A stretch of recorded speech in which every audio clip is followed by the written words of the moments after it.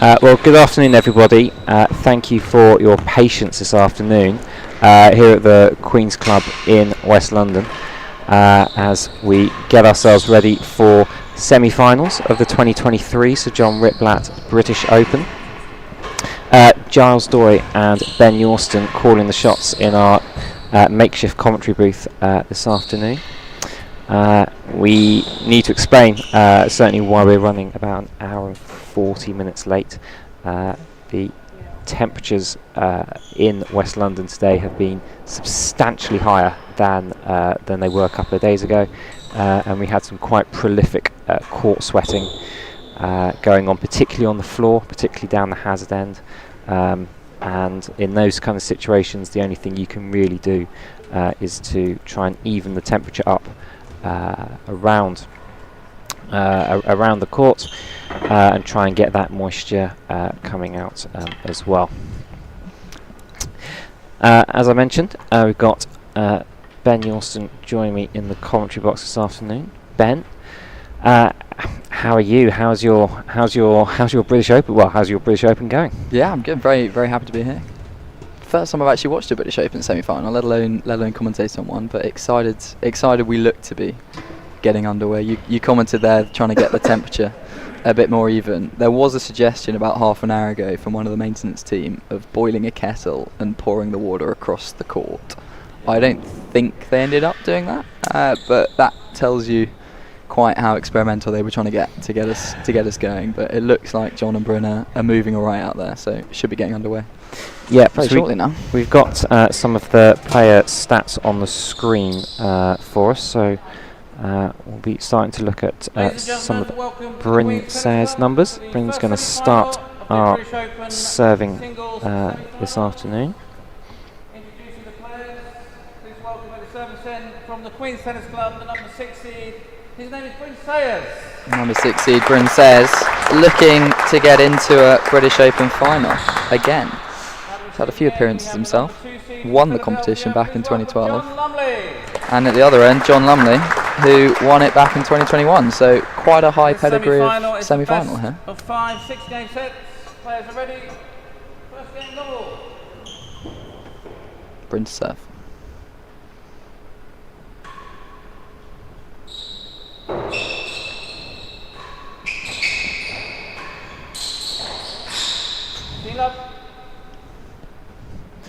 Got the dulcet tones of Drew Lyons calling the shots from the net post today. 15-all. Drew, I was going to say veteran. He would kill me for saying that, but I think I will stick with veteran. Experienced. An experienced marker and very experienced with this course as well, having been a professional at the Queen's Club for a number of years. Not that long ago. Of course, also marked the infamous 2018 World Championship final here as well. Has a long history of marking high-end professional matches as well, and certainly commands the respect of all the players who have the pleasure of being on court with him. I think what's most impressive is I've not yet seen, and I've watched quite a few streams where he's been marking, I've not yet seen a slow motion replay that hasn't exactly backed up the call that he's made. And that's one of the great benefits that we've been able to develop at the British Open this year, has been some more of that kind of instant replay, slow motion kind of bits and pieces. So VAR challenge system next year, is Ben working on that? I'm sure he is at some point. We've actually talked quite a bit, I think, about VAR in middle tennis, and should that be something to do?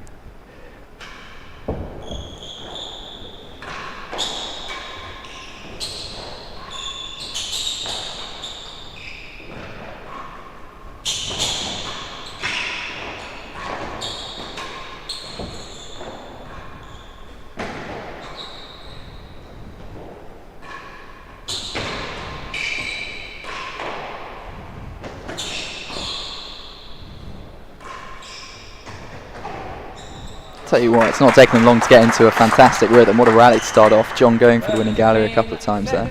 Not quite finding it, but we might see him going hazards again this point.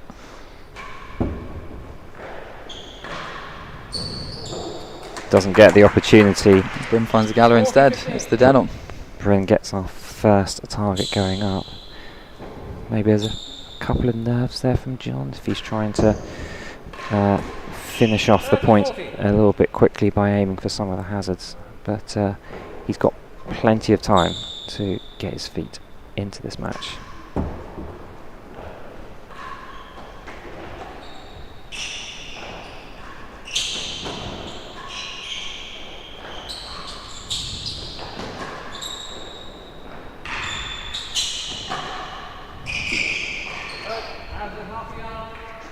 And another change of ends there. I tell you what, it's good to see that the players seem to have settled in pretty quickly. Got some good rallies going already, because obviously quite a disturbed preparation. I know that John's pre-match routine involves a banana an hour before he plays and a shower half an hour before he plays. So given the time's been altered 3 times, he is probably very full of bananas and a very clean boy.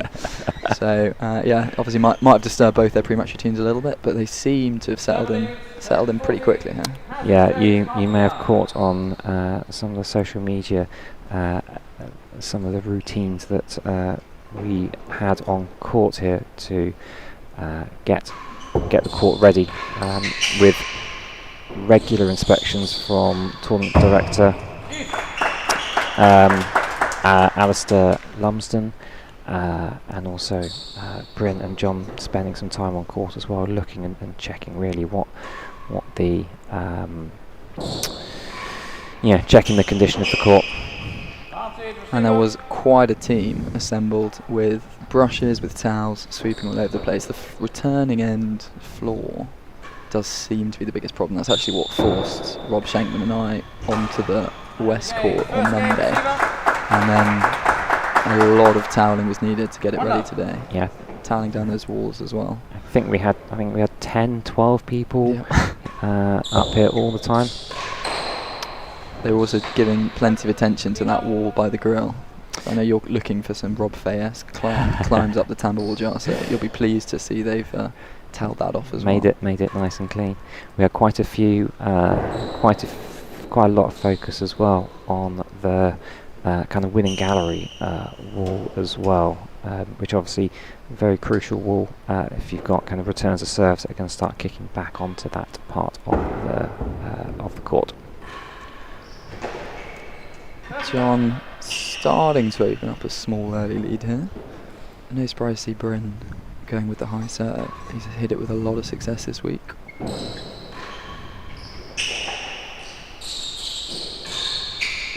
Second gallery, 30 go. Not quite got the range right up against that back wall yet, which he has been finding. Hit a lot of high serves in France as well, actually. Back at the French Open, in Paris. John having a rest after the World Championships, but Bryn eventually losing out to Nick Howell there.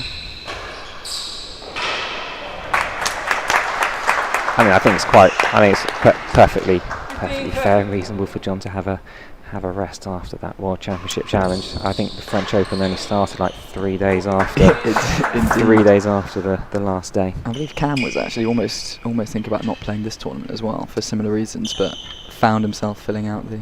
Yeah, absolutely, indeed. So we've got some of John's career's highlights here. Probably had one of the best years of his. What's already an excellent career. But yeah, World Championship finalist this year, winner of the Champions Trophy as well, and also taking last year's Australian Open and the British Open here 2 years ago. Yeah, that 2021 British Open, of course, means he's got the pedigree on this court. He knows how to win here, as does Bryn. 2 champions going at it. Nope. On the chase. Just under the grill there from John. Bryn manages to find the chase cross court. But John, another game point here for a mini break of sorts to go 2-0 up in the first set.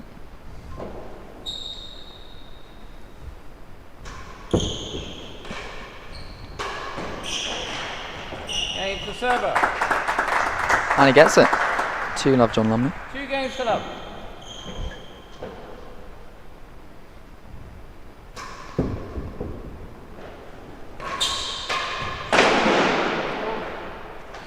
What's been your favourite match to watch so far this week? Oh, see, I think there's been some fantastic matches to choose from. I think if there's one I think I'd want to pick out, I definitely consider watching. I'd probably consider watching the Nicky Howell versus Darren Long 5-set extravaganza that we had a bit earlier in the week. And that was a super tight first set. It's a match that probably most people would have expected Nick Howell to probably expecting Nick Howell to have taken quite comfortably, but yeah, we'll come back to that. We've got some of Bryn's recent matches on the screen. I think we were expecting a change of ends, but I think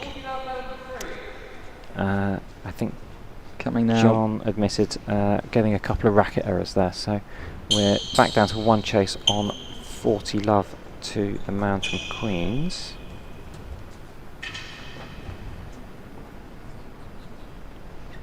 Yeah, one of Bryn's latest matches there being at the French, where he played Nicky. But yeah, you're right, that match with Darren, incredibly tight 5-setter. Incredibly tight 5-setter. We had a very tight first set that Nicky just took 6-5, and then Darren just seemingly just put on the afterburners, really. Well, he's been finding targets fantastically well this week, wasn't he? Because he did very similar against Mark Hobson's first match, and just sort of seemed to find these patches of zoning in on the grill. Yeah, and spent two sets, then got up 2 sets quite quickly. And I think a lot of people watching that match would have looked at that and thought that the momentum kept going with Darren, and then Nicky coming back to take the overall match in 5. Good finish into the grill there, and Bryn comes back 1 game to 2. We've got an excellent start to our match, which on paper certainly looks like a very tight one. What about your favourite match so far, Ben? Which one would you pick out? I'd actually say it's going to be on the doubles side of things. It's probably going to be Marola Henman against Riviere Chisholm. Bit of a Radley loyalty there.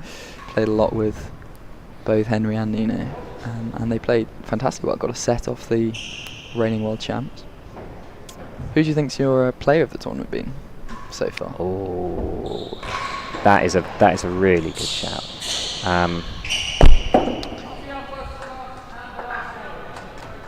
See, I'm actually struggling. I'm struggling to focus on a particular player.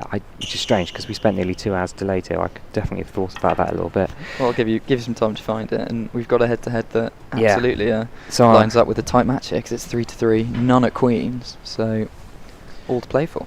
But yeah, the last time these 2 guys played, I think it was at Hampton Court for the Champions Trophy in the semi-final.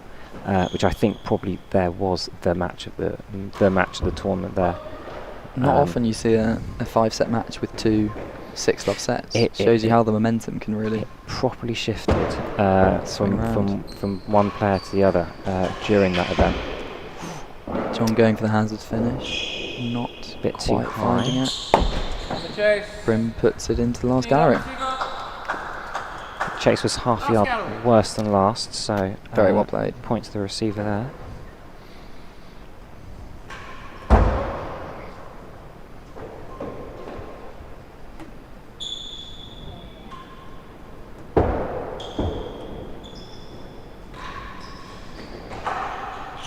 Gone to forehand corner on the last gallery. I think John slightly misreading it, not quite managing to get a string on it.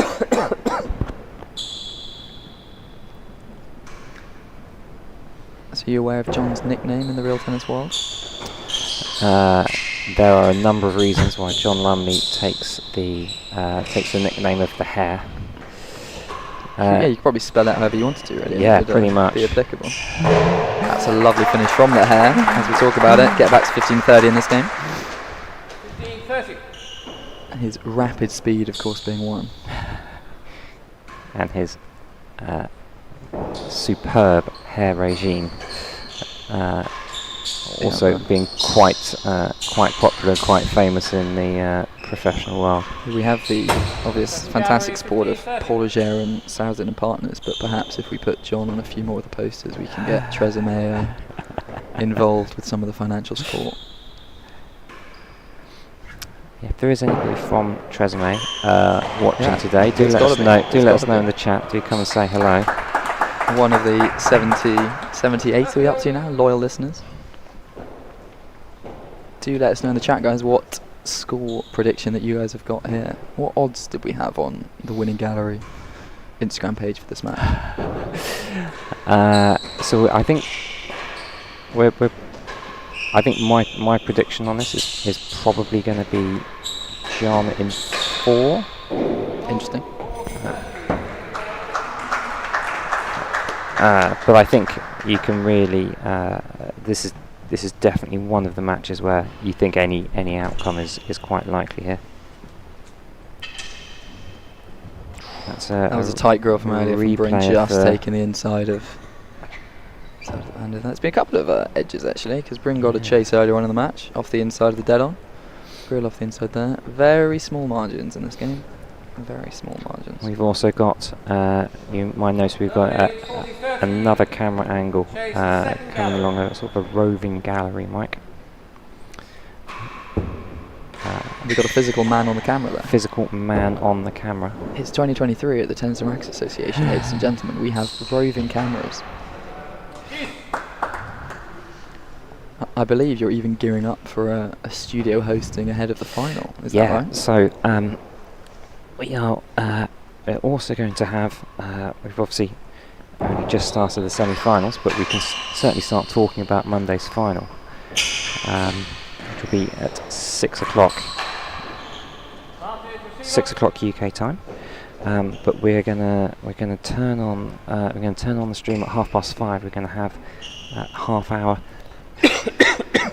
A bit of a half-hour pre-show, look a bit of a review over the whole tournament, look ahead to what we're expecting to see in the final as well. So please do join us for that. That will be at 5:30 UK time. The winner of this playing the winner of Camden and Nikki, which was supposed to be on, I think, around about now. Yeah. But with the joys of court sweating, a little bit delayed. Might need Queens to invest in a dehumidifier ahead of next year.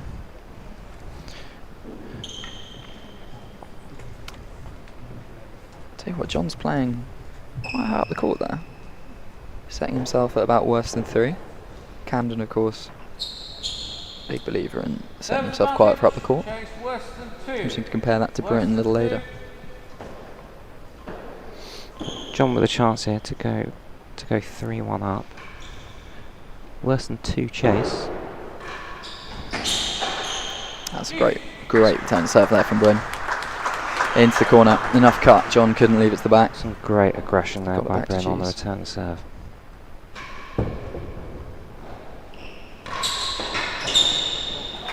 Yeah, fantastic main with dead on to follow it up.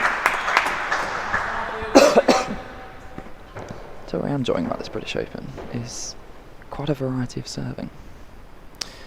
John here alternating between high and low the road.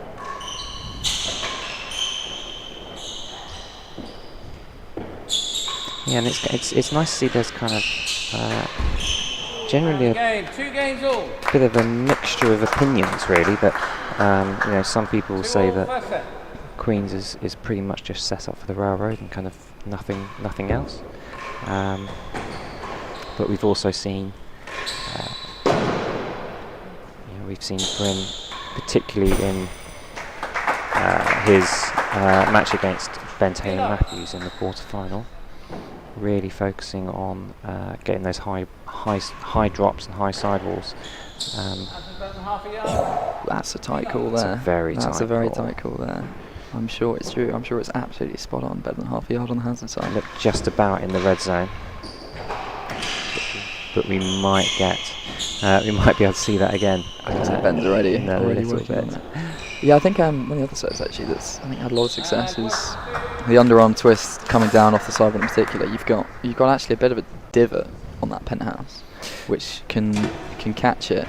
And Here we go with the replay. That is tight, isn't That is, yeah, that is super tight. That is absolutely super tight. I'll tell you what, if we had a hawker on that, I reckon a tiny bit of black on the white line I would bet. But I wouldn't want to let Drew hear me say that, so I'll keep my mouth shut after the match. Keep it here.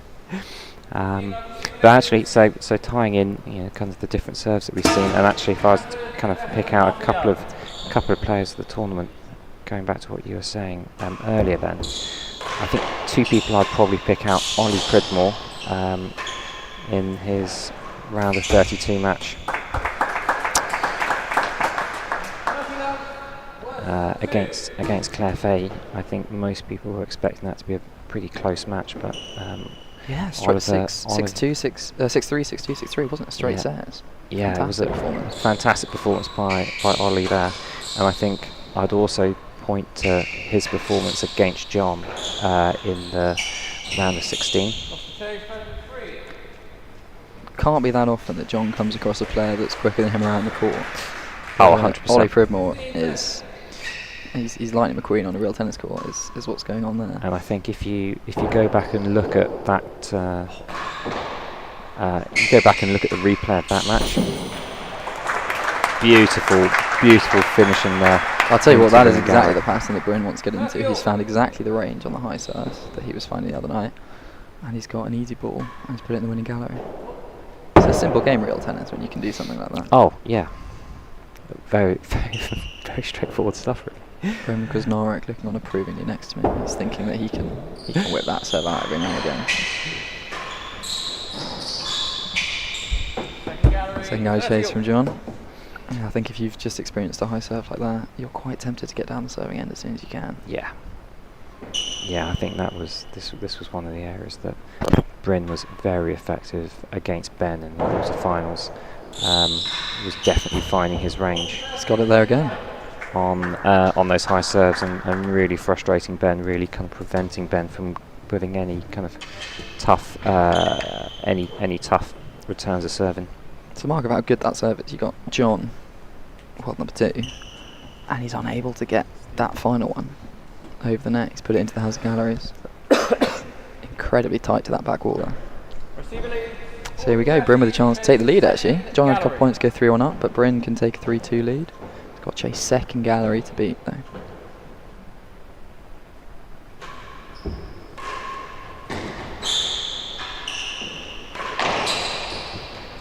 It's one out, he's taking the game. Well, okay, so Ollie Pridmore definitely up there. I think for myself, I think Ollie absolutely, and I think Bertie and Nina as well both have to be up there for me. Yeah.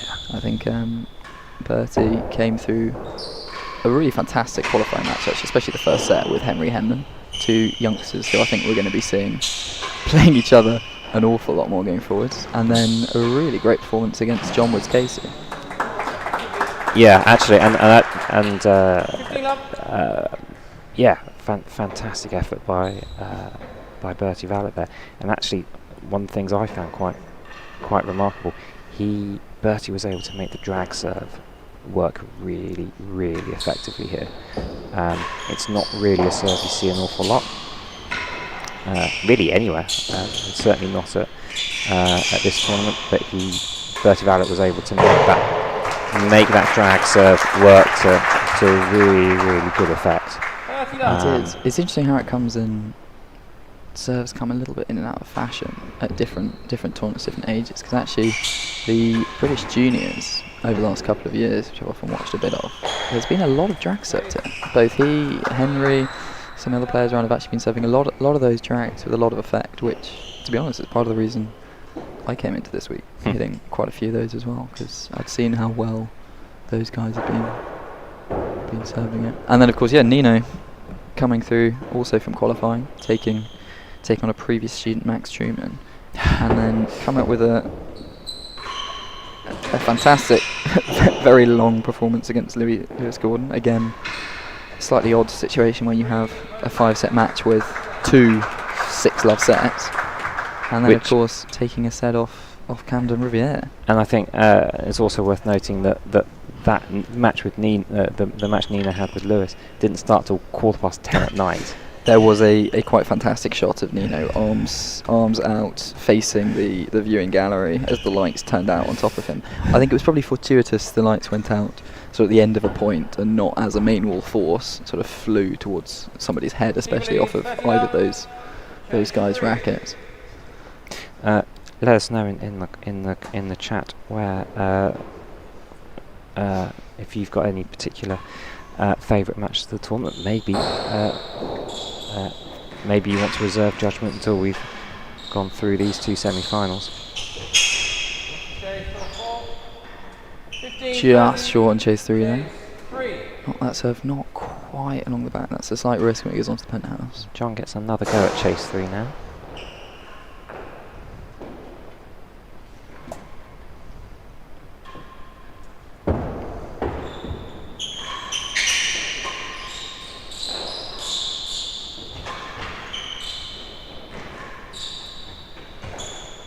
Slide over, hit that one. It's taken the back wall just before the floor there. Bryn building up a bit of a head of steam here now.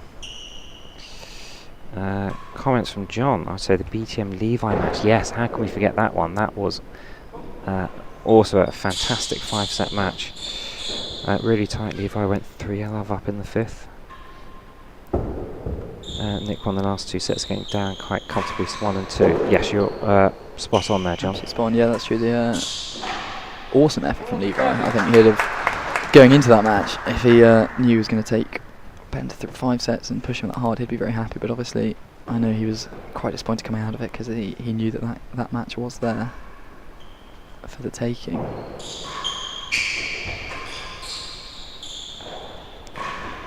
That's a good finish from John. Slightly overhit ball, and he's put it into the corner of the Dell. That was surely above. Well, no, I think just between. Just between just the between. rafters. It's gone the rafters. height of 2 rafters, but right in the middle. And I'll tell you what, didn't actually touch them, so the ball stays in. Possibly the one man that I reckon knows Queen so well. He's actually got a spot between 2 rafters he's aiming for.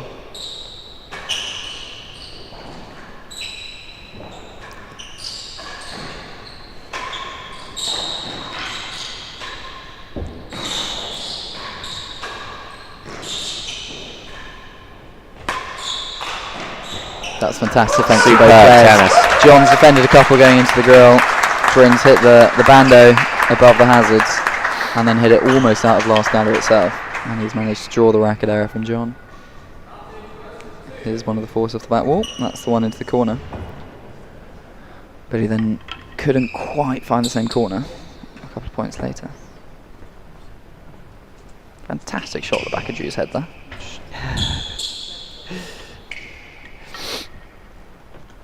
Ben Corston, who certainly knows a thing or two about holding a racket, watching from the pro shop in Philly. A lot of Lumley supporters here at the Jimmy Dunn. Hope it's a bit loud and lively in the Racket Club of Philadelphia this afternoon. Great to have you with us. Not sure what Ben's doing out there. Should be playing real tennis.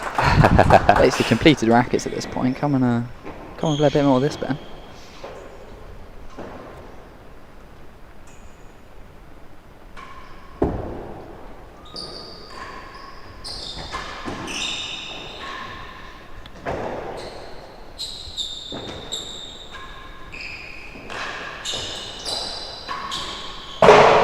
Fantastic shot there from John.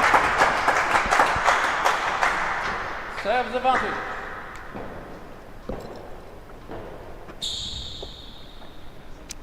James Walton, I think a huge fan of court condition updates from tournament directors. Hoping for one on Sunday morning at 9 AM, I believe. What match have you got on tomorrow? back to the doubles. It's just a double. It's just the small matter of the doubles semi-finals.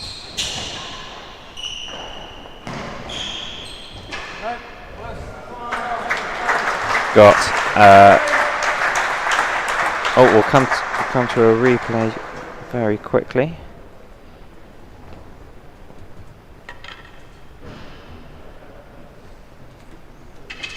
That's superb positioning by John there to take it off the tambour wall and into the grill. Bryn kind of not ready, not really anticipating where that ball was heading. Worse than 5. Yeah, so tomorrow's doubles action, we've got John Lumley will be back again with Steve Agona up against Camden Riviere and Tim Chisholm. 3 games all. And then we've also got Bryn Sayers will be playing with Ben Taylor Matthews against the big hitters of Rob Fay and Nick Howell. So it should be a fantastic set of doubles tomorrow. It's also the sort of juniors day tomorrow, so we're going to have, I think we've got a few. It's a lovely volley. We've got a few. I think we're going to have some junior coaching on court. And a bit of a sort of a meet and greet of the players as well, which I know is an event that goes down. It's very popular with our junior members, junior players, and also I know the players love a good opportunity to do a sort of autograph and photos as well. So that's always a great day as well. I think tickets for tomorrow's semi-finals are all sold out. Last we checked downstairs, there are still a few tickets actually going for today, for today's games. So if you're at a loose end tonight and want to come on down, don't fret about getting anything off the website. Come straight here. You can buy your tickets on the door. We've got, I think, 3 or 4 spots in the dead on still to go. And we've got plenty of space in the side galleries as well. Well left there by John. Lost last gallery chase. And we can really have hoped for a better poised first set really here. We've got 3 all.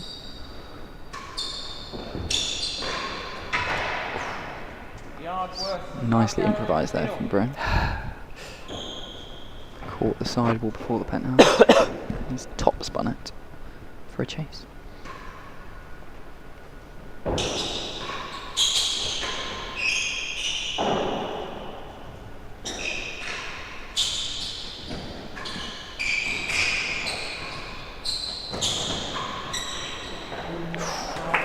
So what he's actually got the ball close to the back wall off the penthouse a little fortuitously, but I think he'll want that high serve falling a bit deeper because at the moment Bryn's getting a chance to step in and volleying it from quite a long way up the court, which is probably not quite where John wants him to be playing it from.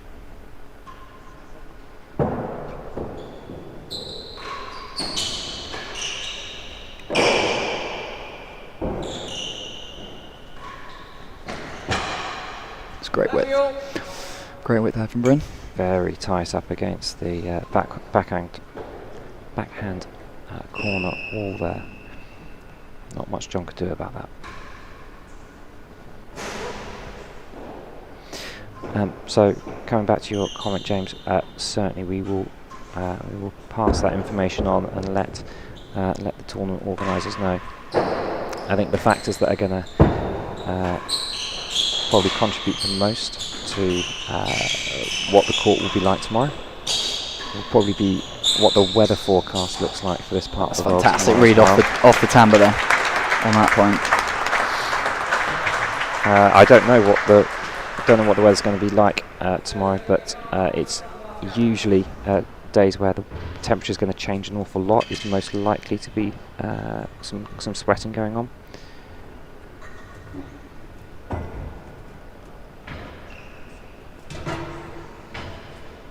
Some great shots there. So what's interesting about both these players, that's not that common in the game, is the 2 hands on the backhand off the timbre. And of course they're inverted. You've got Bryn going for an almost inside-out grip on the backhand. But it does provide them both with a little bit more strength when the ball's behind them. And you saw that a lot in the World Championship final. It's John come out with some really fantastic gets off the timbre from the ball behind him, where he's just able to get his hands behind it and get it back across court. And Bryn's able to do the same with his grip.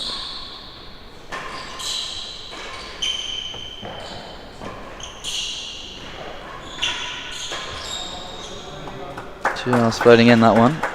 Back to juice.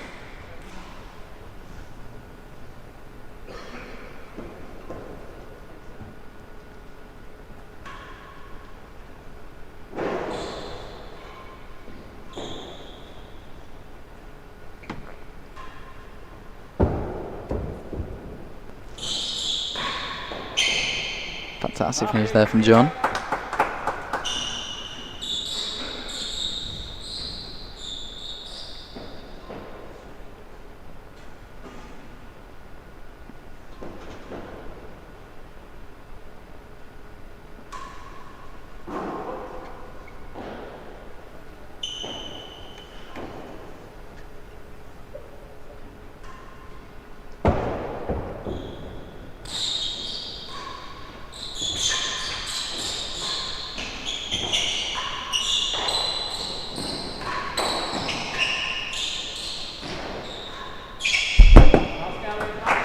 And the chase get backline serving in for John. I had a second there to have a little inspection of Bryn's racket whilst he was setting up to serve. We've got 2 classical rackets on display here. We've got two greys with the classical strings. None of this newfangled technology we might be seeing in the later match. I think we're going to have Camden playing with a Witchwood racket and some timbre strings. Yeah, and actually Camden's quarter-final match against Steve Begona. We were seeing timbre strings versus timbre strings, red v black. It was the black strings of Camden Via that won that day. But it's great to see, great to see some new innovation, a bit of diversity going on in the game. Absolutely, I think the more the better. So purposely broke my red timbre strings against Schenkman and played the rest of the match with some grey strings, just to make sure everyone's happy. Anyone, please sponsor me. Anybody who fancies sponsoring an up-and-coming star. I wish I was up-and-coming. When there's 17-year-olds playing in the main draw, I think I'm long past the definition of up-and-coming, depressingly. So with this game, the crucial 7th, as it's often branded, is getting more and more crucial, I think, by the point. Because the more juices we have, the longer we spend on this game, the bigger not only the numerical advantage someone's going to get from it, but there's going to be quite a psychological boost as well for whoever manages to nick it. That's a great shot there. Credit to camera operator number 1. Do we know who's on the camera down there? We've got Danny Lawrence doing the. Oh, that's caught. And we're back to juice again. Caught not quite into the dead on. Caught not quite into the dead on. Quite a generous push off the bando. Do you know what, I think that might actually be the secret to Nino's success in the last week or so. Is he's been hitting main wall forces at Radley for the last year, gets to Queen's and finds that the dead-on's about half a kilometre wider than it is at Radley. So he just couldn't miss it, quite frankly. Radley does have a fairly wonky dead-on, if I recall as well. It's a little petite. I believe that Washington's new court, actually, upon some guidance from Chris Ronson, was built similarly with a smaller than, should we say, standard dead-on. Okay. Partly to try and encourage a little more of the floor game. Okay. So I think in the same way that lawn tennis obviously naturally transitioned to big serving, big ground strokes away from the serve volley game, real tennis has obviously had a big rise in the main wall dead on big hitters recently. But I think Washington's been built to try and encourage with that game.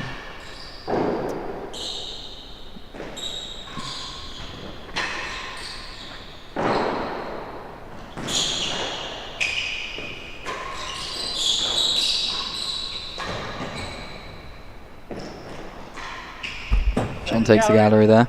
And he did indeed take that crucial 7th game, so it's 4-3 Lumley. Got a chase to come back up the serving end. Bryn moving on his high serve.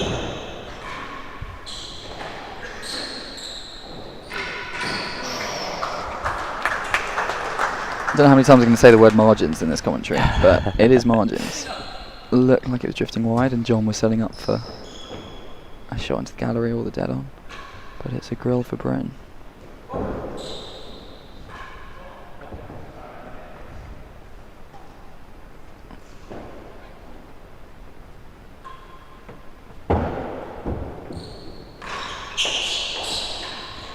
That's a great finish. Put it in the middle of the grill. Doesn't matter. 3-3 on the grill count.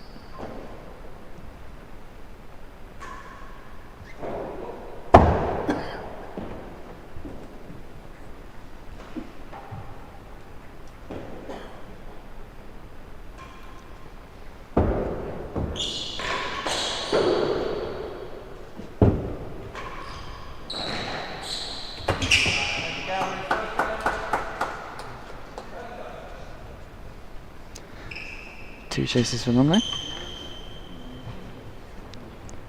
And a request for less talking during the point. We could probably take as a request for less talking generally. We can certainly work on that, John. We will definitely let the tennis do the talking.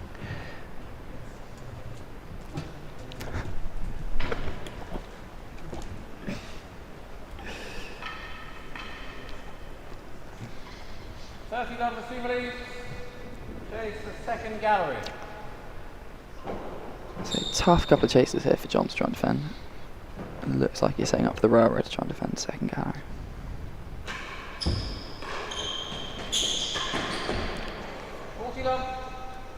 Had the desired effect and got the shot at the hazards, but he's just found the net tape instead. A little bit too low.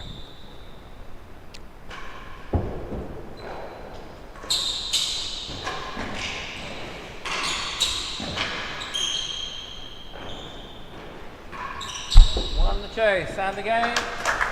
Couple of fantastic digs from John, but Bryn finds second gallery there, and we're back to 4-all. 4 games all. Last chase there was the door, so second gallery will win the point for Bryn.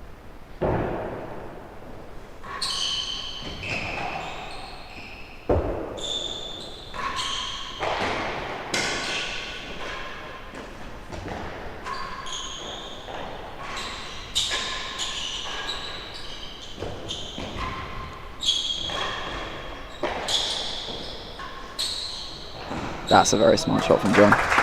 Been piling balls at the time with that rally, and then just takes the pace off it, dead under the grill. Well up the court, he's got plenty of time. He can pick his spot and kill the ball at the back of the wall.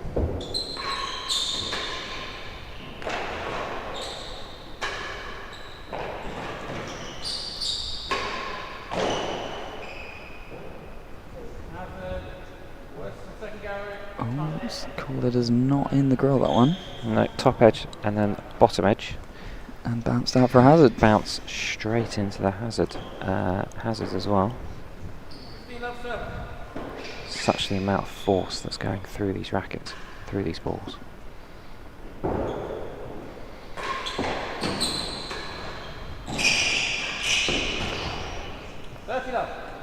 And then just like that, suddenly taking a lot of pace off the ball. John just finding a spot at the base of the timbre there.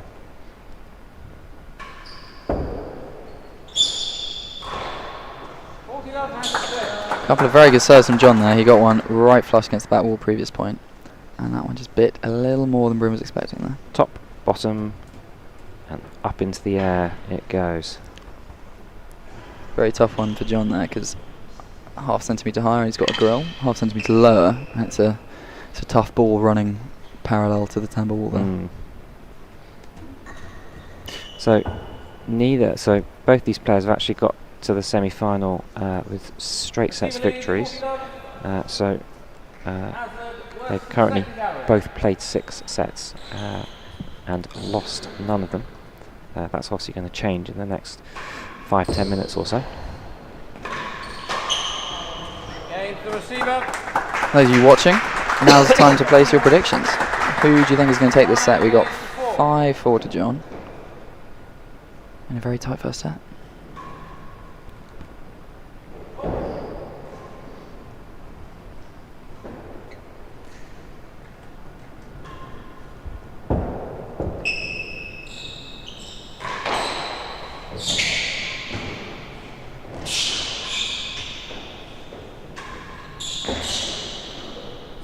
Second gallery. Caught the base of the post. I'm pretty sure we're going to get some replays on that one. Be good to see.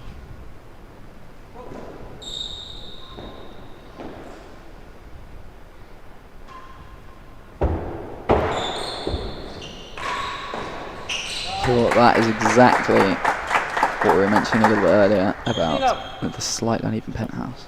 Yeah, some very curious a little bounces. bobbled up there. Just really kind of flying up into the air. Could have put John off, but instead he's put it away.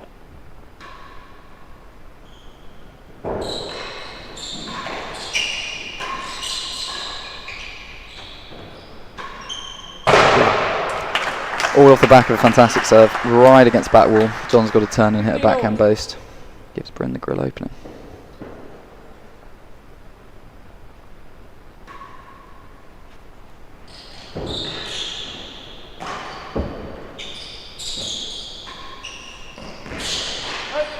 No, that's gone down. 30-15. This is a fantastic time for Bryn to start finding the absolute perfect range of this high serve.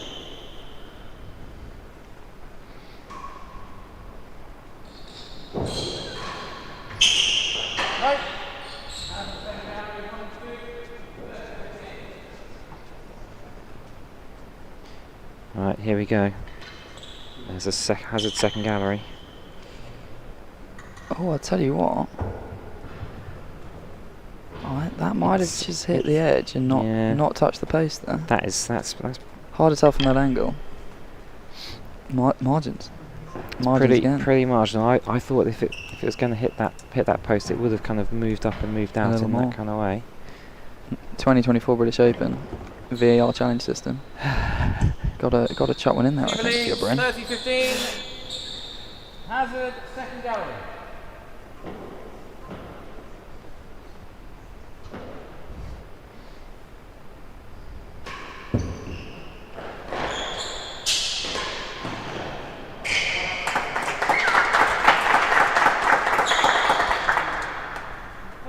Chase 1 and 2. So this chase 1 and 2 is actually the tightest chase we've had in the whole match so far.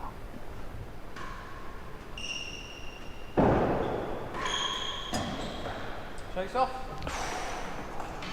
And there's a contrast there on the high serves. Some just sharp short intakes from breath from from the crowd there. On the chase 1 and 2 rule this chase off.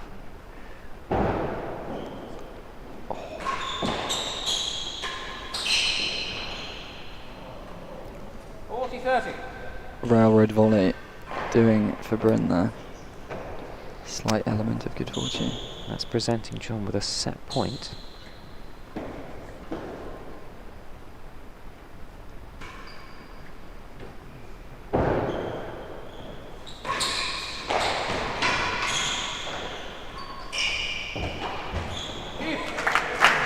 Set point saved by Bryn.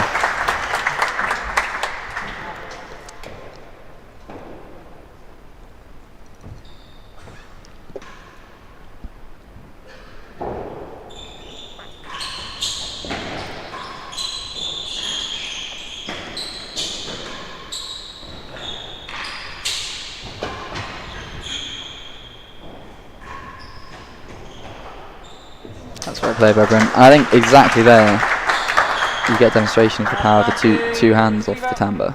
Ball's behind him, but he's able to get a really good shot back into John's backhand.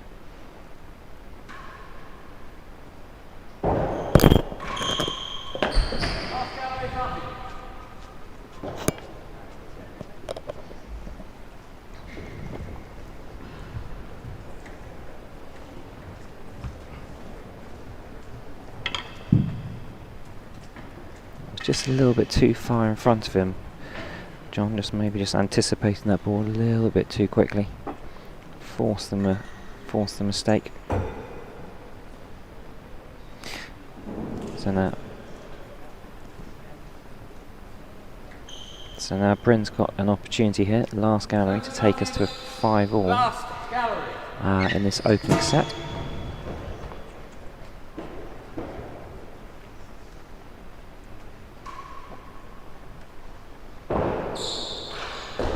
And the game. And he takes it. So that's the set points, John. Saved by Bryn. Now we're at 5-all. 5 games All to play First for. set. 5 all.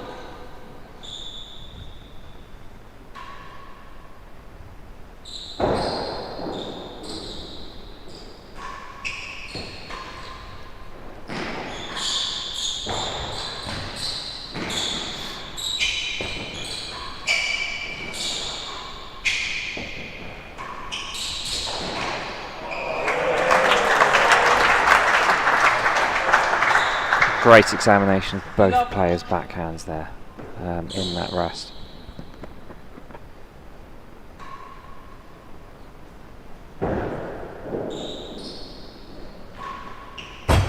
Second gallery, Philo.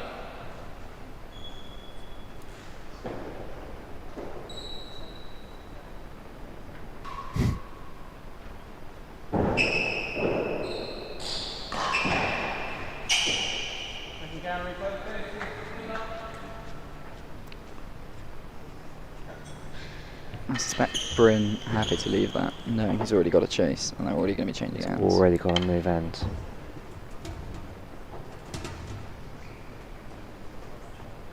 Interesting hearing some of the other players actually chat about leaving hazards on some of the singles commentary the other day.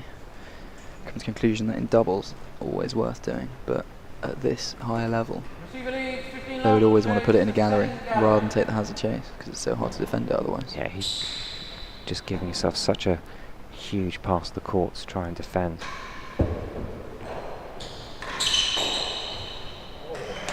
Fantastic finish from Bryn on the second gallery, main wall dead on. 30 love, second gallery. Gets a chance to do it again. Second gallery again. 30 love, second gallery.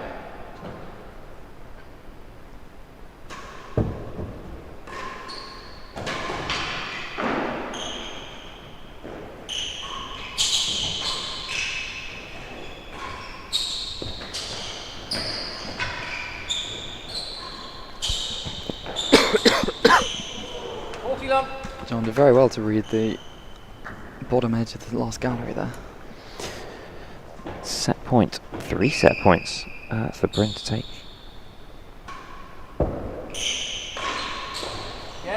That is fantastic play. Seals that He one. was set point down at 5-4. He's won that game and then gone and won the 11th game of the set to love.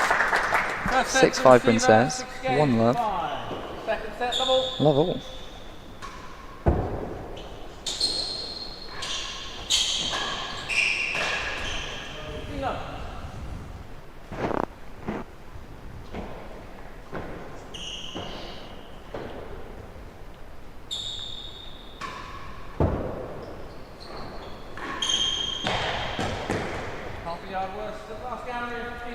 Thanks very much, Philly29. We appreciate all coming in.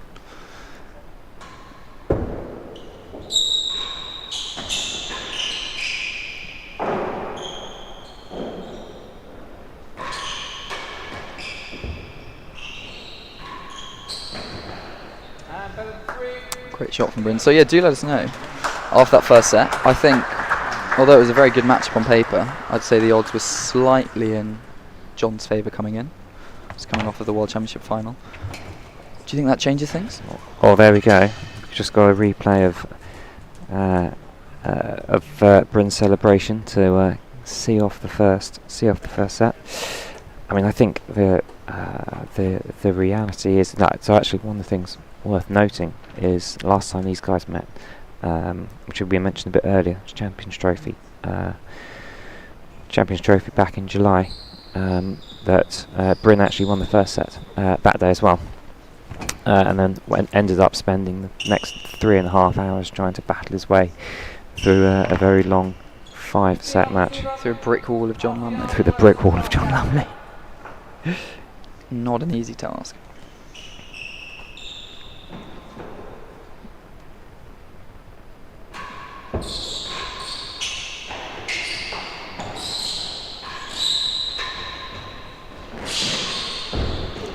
Such a fantastic backhand volley from Bryn.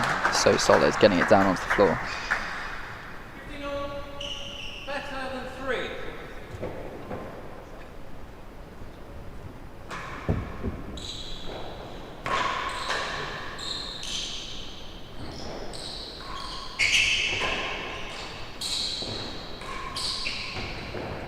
Chase 30-15. A bit too much. That was about 2 yards too much there from John. Kicked up a little bit too much against the back wall.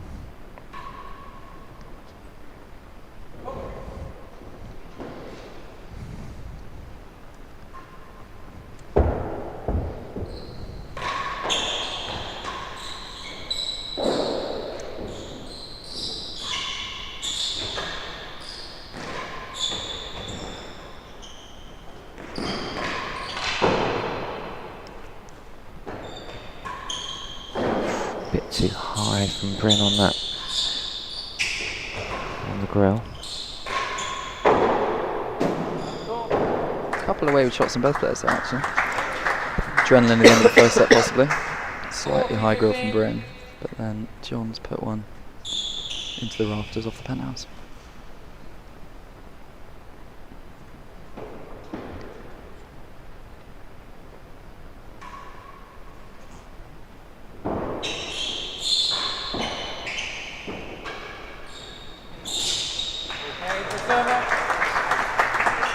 Bryn continues that head of steam. Who won the second set in the Champions Trophy? Second set went 6-5 to John. Then things went a bit turbo because it then finished 6-love, 2-6, 6-love. Tell you what, if this second set goes 6-5 to John, that would be one hell of a match we'd have on our hands. 15-0. It'll be a very long match as well. We'd want to be ordering in a lot of dinner. Camden and Nikki, I think, would be settling in for a long haul.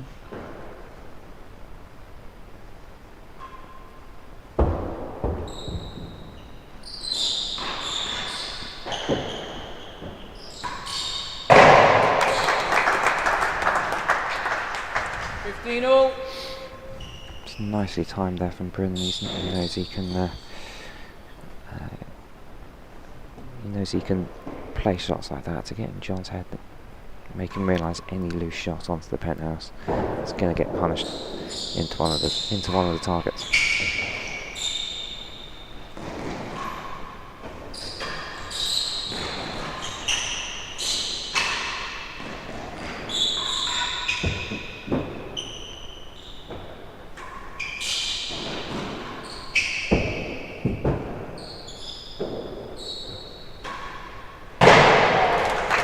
Great shot again there into the grill. It's interesting watching these players try and figure each other out in real time. We've seen them vary their serving, both settling into the high serve rhythm in the last few games. Yeah, we've not really seen John use the high serve a lot in this tournament so far. He has been using it quite a lot here in this match. Although in fairness to John, we'll probably get some of the stats up in a minute. John's not actually been on court an awful lot in his round of 16 or his quarter-final match.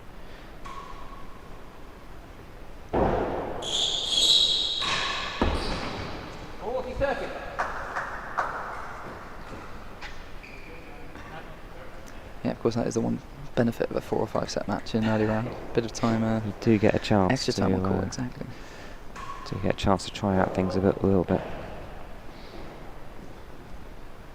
Yeah, John's round of 16 match was complete in 1 hour 20, and his quarter final was done in 1 hour and 2 minutes. So coming into this, he's only actually been on court. He's not even been on court 2.5 hours.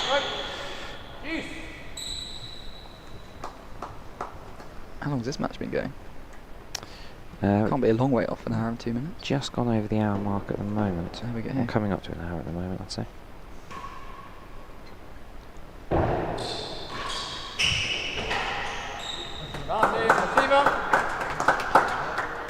but also John's other 2 matches, his opponents only got 2 games off him in each set, so he's not experienced a 5-all in this tournament so far.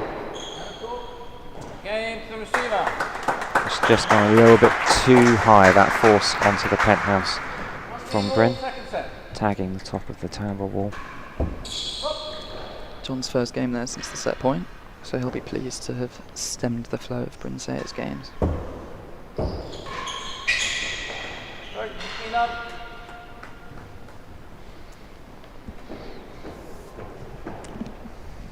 I'm seeing Bryn mixing things up with a bit of a railroad in that last rest. And a bobble first serve was kind of... 15 low. Well, we've obviously got the benefit of some fantastic stats for Ben, and of course the players are attempting to do that live as they go along.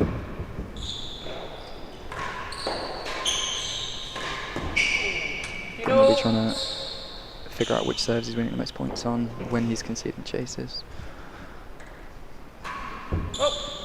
and adjust as required.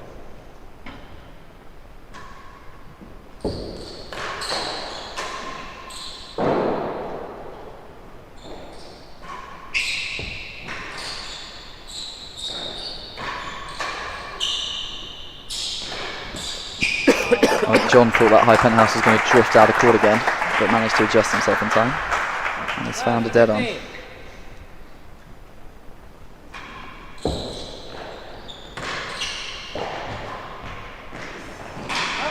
Right, that is down on the floor.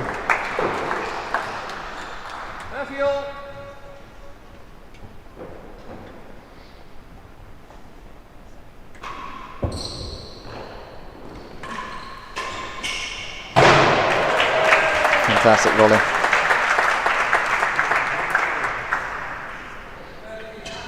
Bryn opening up a grill lead as well as a 1-set lead there. Let's see some of the big numbers from the first set. I mean, really not an awful lot to separate the players there. Only really 5 points won between both players. Pretty much 50-50 in terms of time spent down the serving end.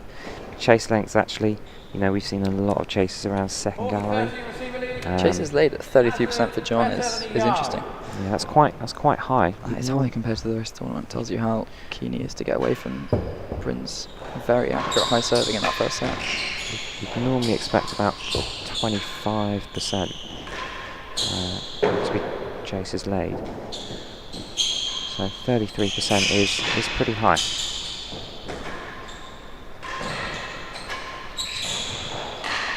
Should say for anyone wondering, because I had to ask this myself earlier in the week, by chases laid, that's the percentage of points where you could lay a chase. So you're not already playing a chase, for example. Correct. Which you finish with a chase. I had to inquire of Ben myself earlier this week exactly what that meant.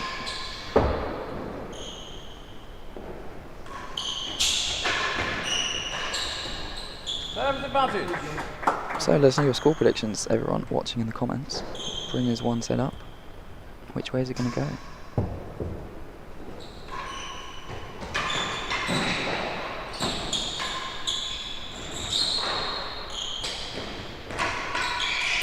Beautiful shot from Gallery there. I suspect the Jimmy Dunn crew will be hoping for a 3-1 comeback here. 2 games to 1, second set. Even if you're not entirely confident of announcing your prediction to the world, do at least tell us well, where you're watching from, or if you're part of Team Lumley or part of Team Sayers. It'd be great to hear from you. Half a yard, worse than 6.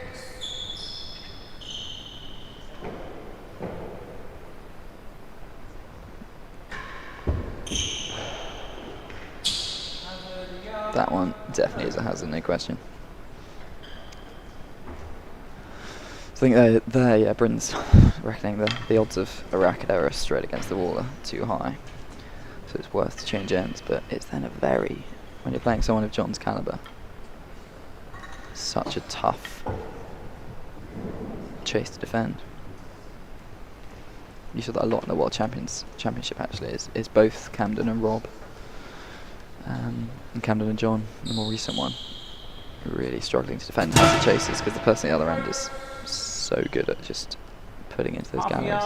Worse than 6.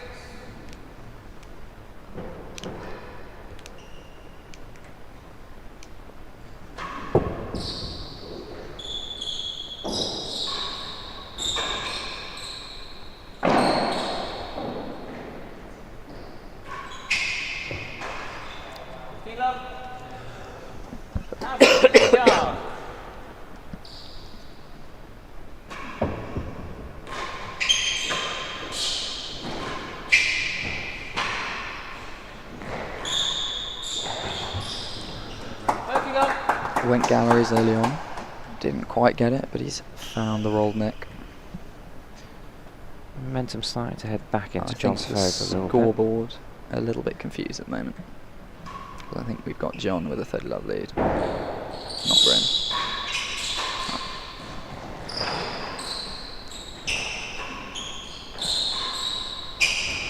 There we go. And 40 love to John now to open up a 3-1 lead if he can take this point. 6 points on the bounce, gone the way of the man from Philly.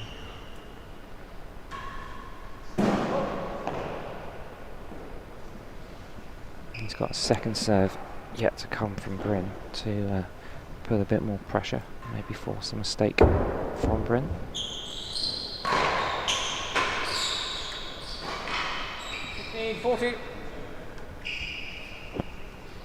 Quite early, kind of picking that ball off from the timbre was John, looking quite visibly upset, a bit annoyed himself.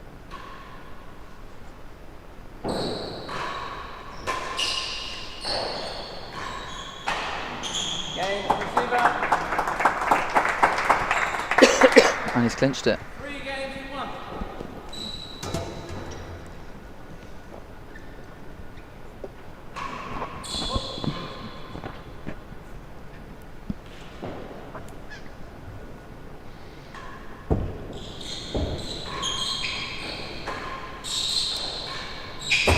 Second gallery.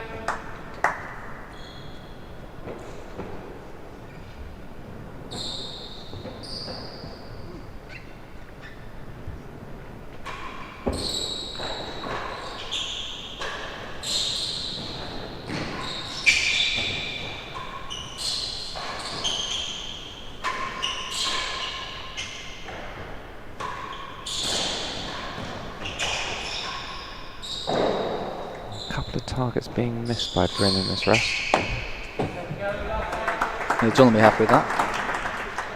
Lovell, get down and serving it once more. Obviously we're very neutral internationally, but it is a little bit nice to see an all-British semi-final here. John, I believe, grew up playing at Hollyport for the first time, where he found real tennis, and obviously a lot of real tennis pedigree in the Lumley family. There's a great couple of articles about John Lumley and the Lumley family, who are all out in force this afternoon. Colin, Tara and Penny all here today to support their man, talking about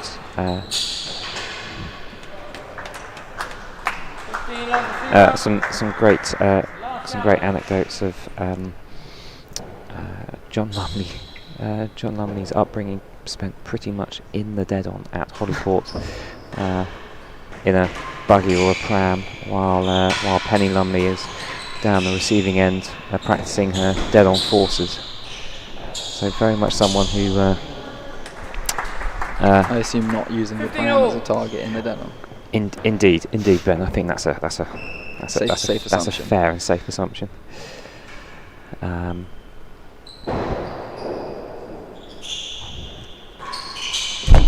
gallery, 15-all. That's the slight risk with the high serve off the penthouse. You can drop flush, or it can just give you the space to find a huge gallery. John's turn, find a grill. He's up to about 3 or 4 grills now.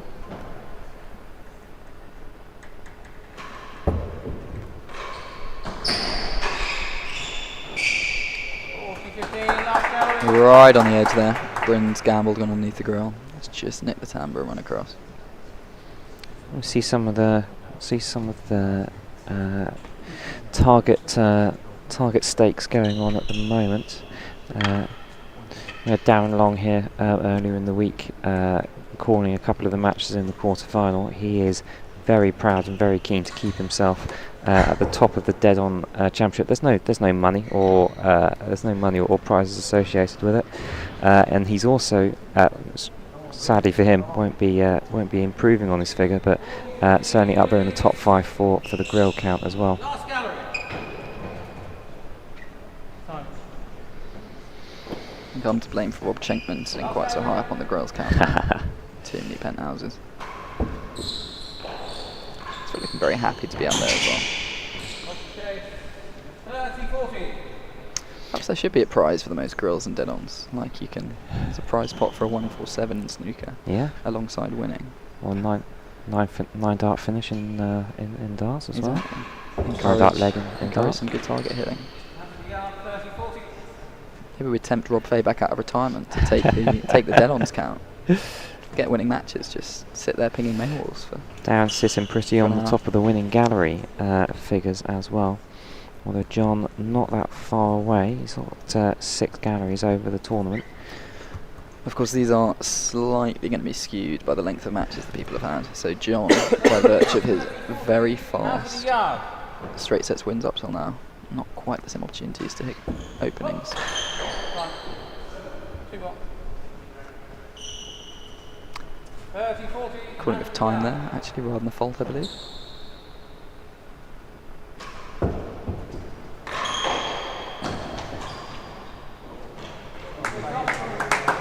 Chase off. Bryn Has looked a been little called by uncomfortable to you there. Chase Looked off. like he was stretching out his leg a little bit, perhaps. 30-47.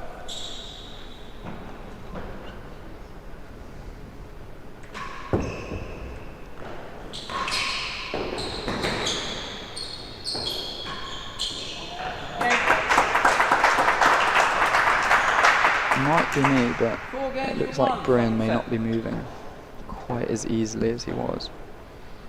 I think he may have just seen that ball sail up onto the penthouse. John's eyes lighting up, and realising that that game was very much lost. 15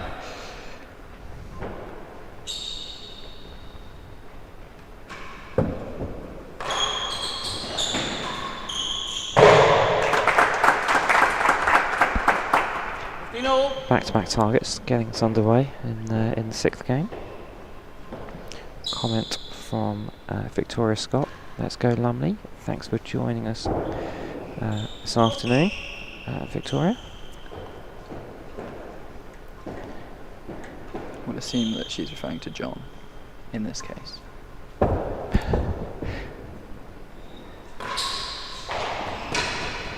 worse than last 15 all. I don't think there's any problem with lending your support to wider members of the Lumley family.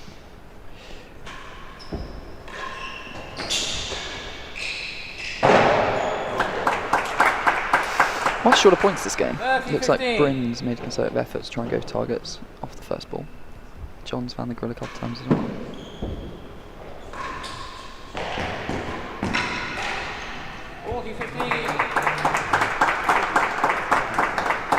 Here we go, I think we're going to have a replay of the chase off call. Check it from the marker. So it's hazard a yard. That eye is very, very close to 1 or better than 1. But I think that might just. I think that's spot on. I think that's next to the line. Oh, Yeah. maybe not. Or maybe not. Might be fractionally inside. I think what we're discovering is that any review calls would be But I am. incredibly. I don't think anybody here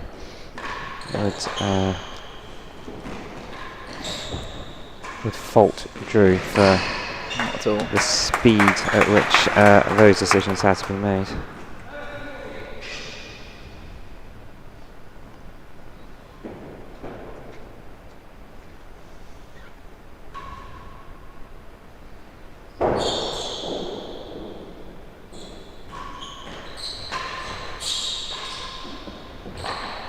Such a good volley. Gain to the receiver. Managed to arrow that down onto the floor. It's going to be games dying to at one. that chase 5. It's just got Bryn having to lean forward, drawing the racket error as a result.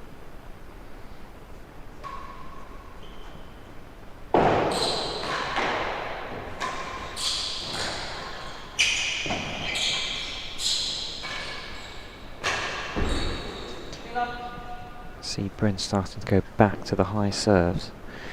He's definitely got to try something a bit different. This set is quickly running away from him, if not.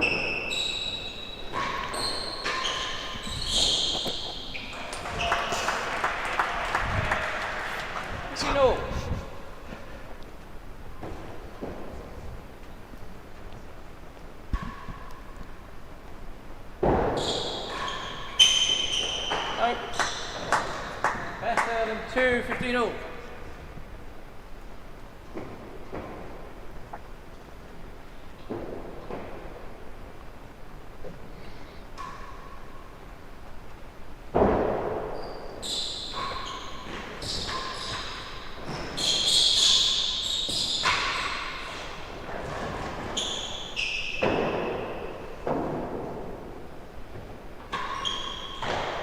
Oh, it's a bit too low. That's unlucky from Bryn. I think that has been one of the big differences between the set and the first. It's been on those high serves that we saw there. We had one a little too deep off the back wall, another one a bit too short for the volley. Whereas in the first set, especially at the latter end, he found that absolute perfect length that John just could do nothing with. That really allowed him to have a lot of control at the point, whereas John there able to a bit more impetus into the ball. Here we go, 15-all, 5-1 John Lumley. One very good chase and a hazard chase. Better than 2 on first. I like the fact, Ben, that you've not decided to put an adjective on the hazard check. Well, hazard, I was using as an adjective there. Encompass all sort of manner of meaning.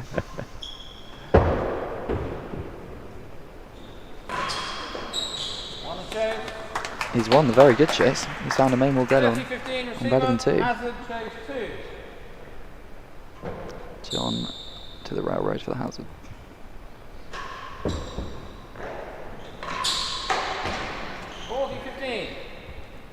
That's a smart shot from Bryn. John had taken a step towards the galleries. A little bit too quick for John there, just not able to get his racket ready in time.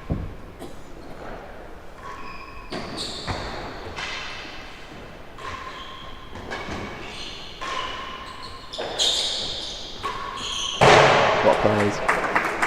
That's all built off the fantastic get that John's done in the forehand corner. Another audible ooh from the crowd, I think, as he got that one up.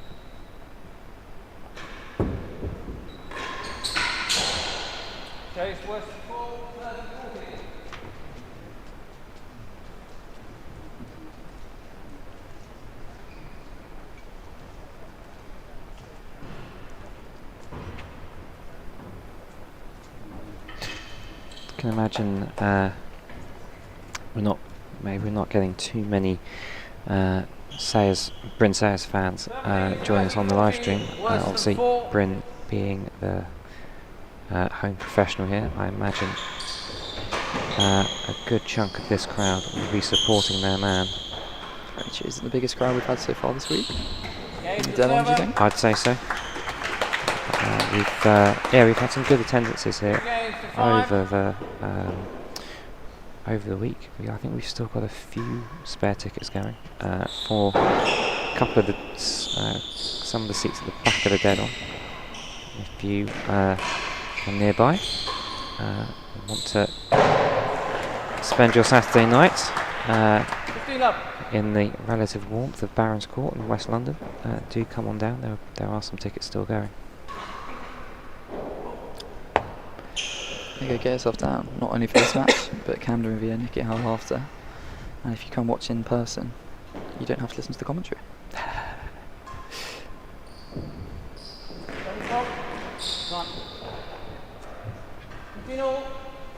Not a very common occurrence at this level, but we have a double fault. The double fault. I think it's Britain's second double fault of the tournament. We had one against Lewis in his first match.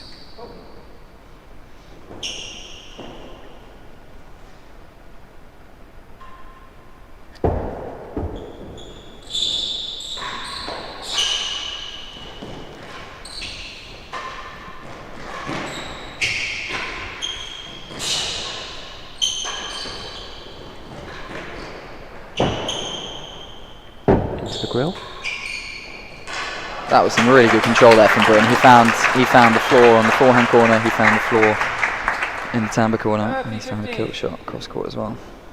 Moving John around a lot.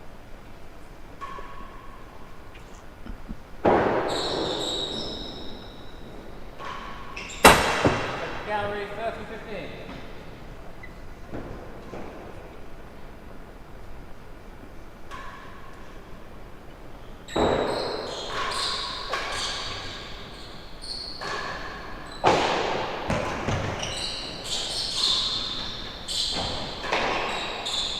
Oh, nearly bounced it into winning gallery.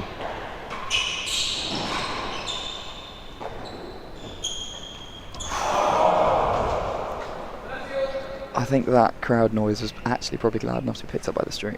A little bit of disappointment, I think, there for Bryn. Yeah, can't quite believe what's just happened there.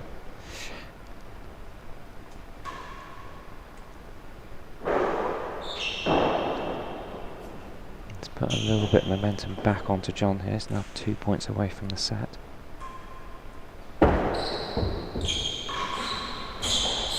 And he's found another chase as well. I think what's happened there is I think the ball is dropping and Bryn has thought it was going to hit the penthouse flush, but instead it's taken the back wall. Come a little quicker. I tell you what. That's the replay on the double five. I live thought it had hit the line, and on that replay is not changing my opinion on that. But again, I'm saying this very quietly.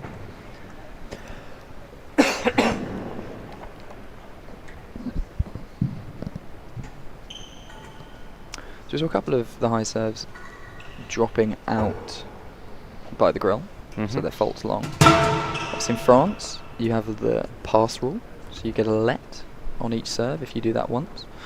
What do you think about that, Giles? Do you think that's a rule that we ought to have in the UK? Do you think it's a rule the French ought to scrap? It's obviously a slight difference in playing in the two countries. I think. What do you think about that? I think it's nice. I think having kind of idiosyncrasies or kind of rules that might be a bit sort of unique to particular courts or particular countries. I think that's quite a nice thing to embrace. Idiosyncrasies in real tennis? Surely not. Got a set point for John here, half a yard. Might have a new entry to the. That's a good serve. That's an excellent choice of serve. He's not given Bryn the width to wind up the dead on, and he's taken that set relatively comfortably, I'd say. He built up a good head of steam in the middle there. Yeah. And he's pulled it back to 1-all. We've got an excellent game on our hands here now. Yeah, really struggled with, well, Bryn really struggling to get a foothold in that set. Really able to kind of string enough points together. Going back to the kind of the pass rule,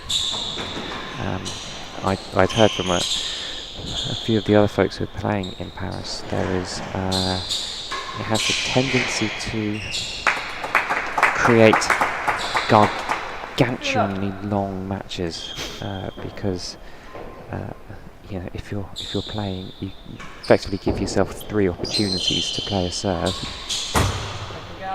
and well, maybe even 4 if you put some bobbles long. so maybe some 4 if bobbles get long. So you know, having that rule does create a very different incentive in terms of the serves that you choose, and sometimes you might,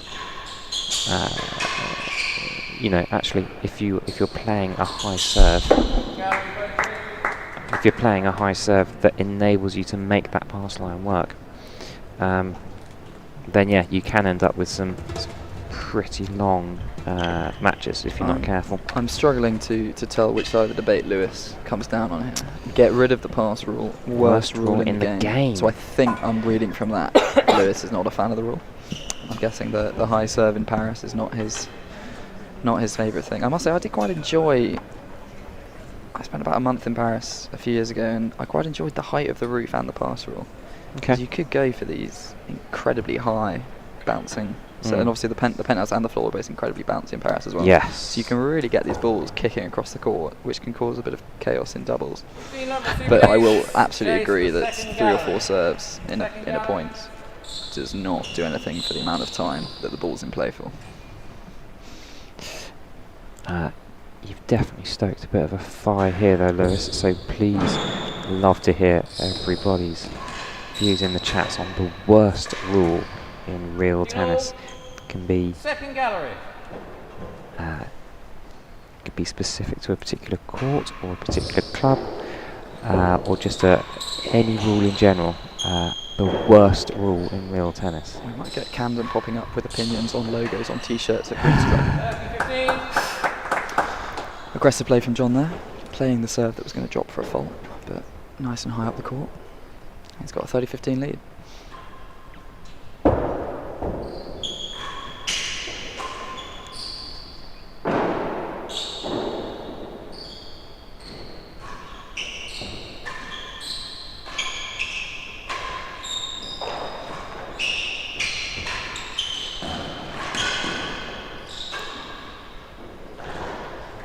Well played by Bryn. Really good length under the grill there. 30 all.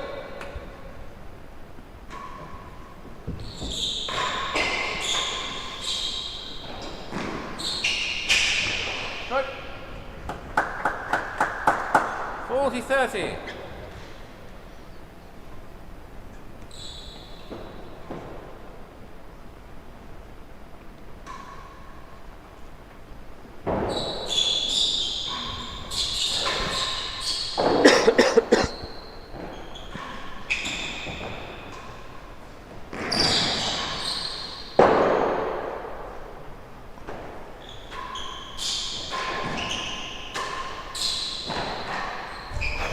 Just Found the winner there. Just so close to winning Garrett there, Bryn. Just on the edge again. Just died, just underneath the grill. Big John mix of not able queens. to get underneath, not able to get underneath that at all.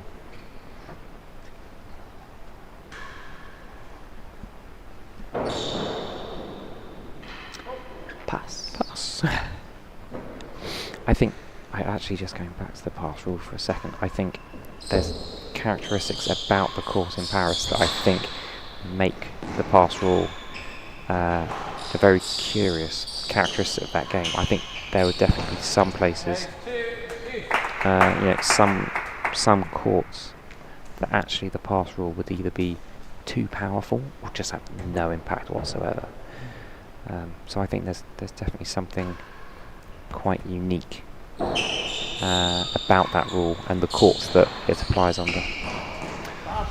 We've got Bordeaux as well, which has got a very steep penthouse. So although it's not as bouncy as a court as Paris, you've similarly got a very high ceiling and a very steep penthouse, so the ball can kick right across. Which again, especially in doubles, you can often get a ball that bounces on the returner's side of the court, but it then seems to naturally sit up to the other player. Which, sure. I mean, you're not going to manage to do it more than once in a match, but you might occasionally manage to get your opposition hitting the ball they're not allowed to. Some great retrieving from Bryn in this forehand corner in that game. And he's got advantage to take the lead in the third set. He's got chase 2 to beat to do it.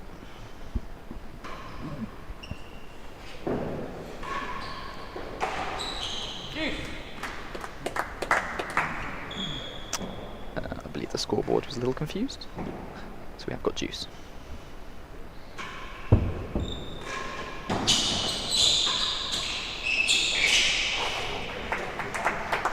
Edge of timbre there for John. Don't worry too much about the scoreboard as we see it on the screen. That's one of the many things that Ben Gatenbeek is running in addition to all of the cameras and the sound and everything else. Ben definitely will catch up with things eventually. The setup he's got behind us is quite insane. How many screens is it? He's got 14 cameras. Yeah. Camera streams running up there. Bouncing receiver, a yard left at the second gallery. Oh.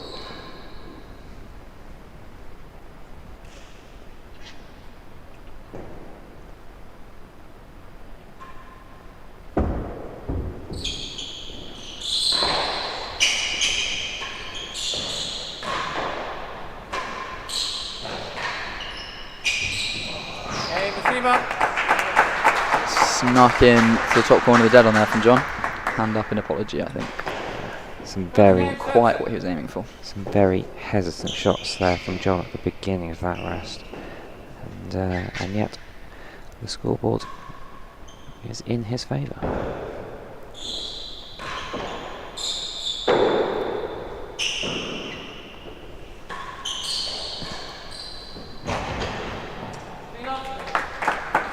Points gone in John's favour, but I think that's what Bryn wants to be seeing. He wants to be getting a quite defensive return from John off a tight high wall, high serve.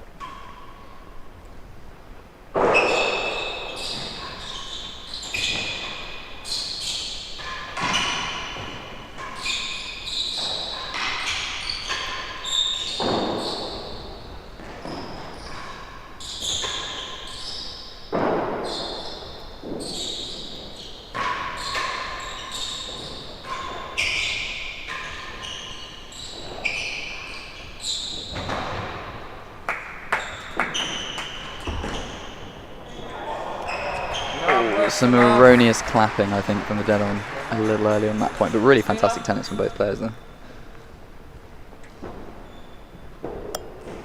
Another comment from Lewis. Love to hear from both of you. For those looking to go back through the archives from this year's event, what is the best match they can go to and watch so far?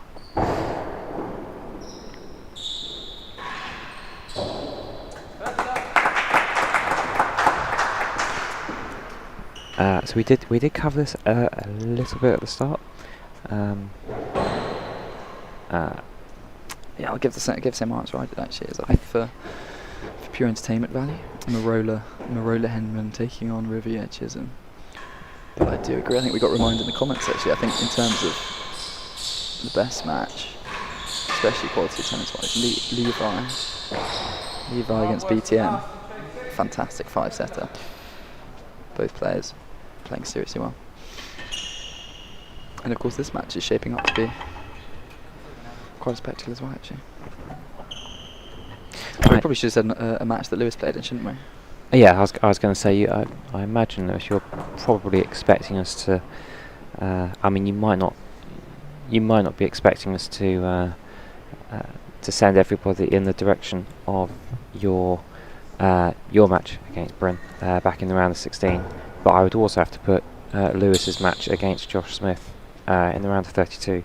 Certainly, another one of the kind of standout matches of the event. Josh taking the first 2 sets very, very quickly, and then Lewis really fighting back to take the last 3 sets there. What was the long match length on that one, and then also Lewis against Bryn? They must have been two of the longest matches of the tournament. Lewis against Bryn, about hour 43, I think. Josh's match with Lewis was sort of 2.5, maybe 3 hours.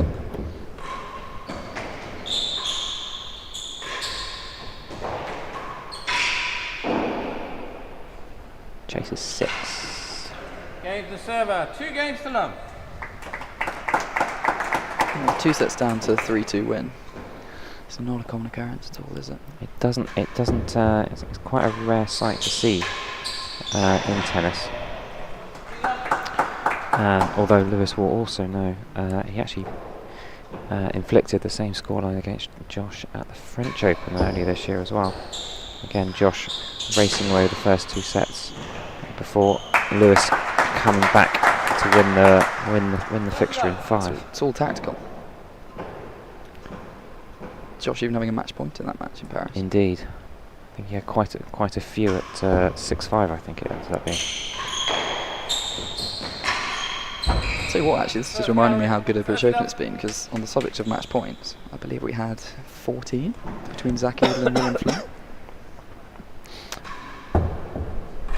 We had, I think it might have been as many as 14 as well. I think that was our first match on Sunday, first match of the main draw.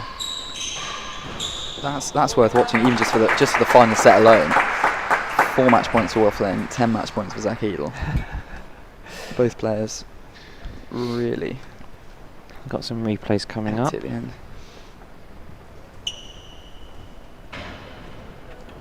Just a little bit too quick for Bryn to get himself ready behind the timbre. And this will slot nicely underneath the grill. Oh no, sorry. wrong replay. Wrong point. Okay. The left-handed volley not quite getting Bryn out of trouble there. Here we go, 40 love Bryn. Railroad for Bryn Hazard for to defend hazard now. chase. Here's the railroad. Game to receiver, 3 games to love.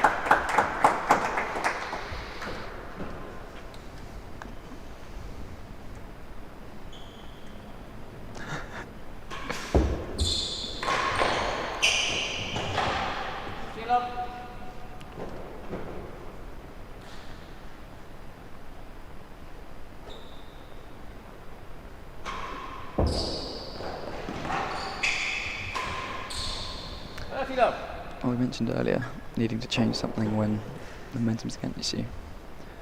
John has certainly got momentum here. 40 love.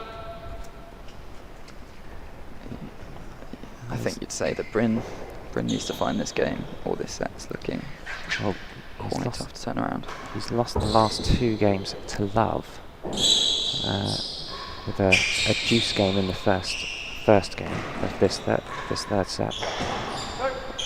Game receiver, I think fitness is a little bit of a factor. 4 John, love. the younger by about 7 years, I believe.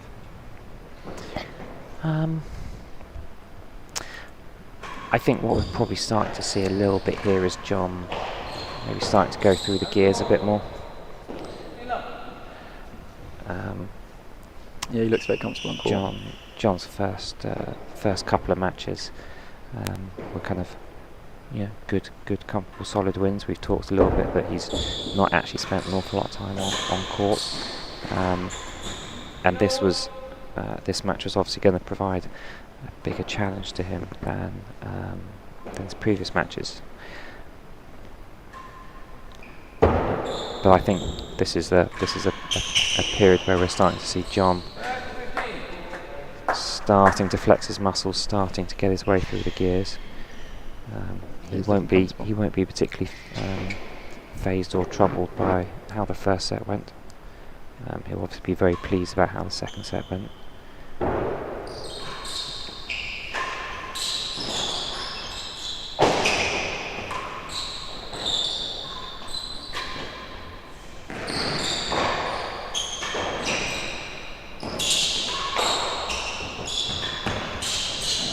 That's very well played by Bryn. Very nicely played. John was moving around all over the place, but Bryn has managed to chase on all those balls, and he's found a fantastic wall timbre to get behind John.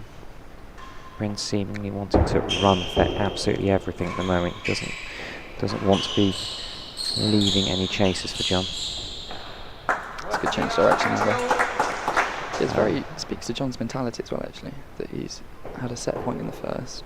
Yep. Not let it affect him at all. Come storming out in the second. And building up a big lead in the third. And when things are going for you, it seems they're all going for you. And when they're going against you, it seems they're all going against you. A couple of very close misses to the grill from Bryn recently, and John's got a neck cord chase there too. You'll also know, Ben. I appreciate this is your first time in the commentary box.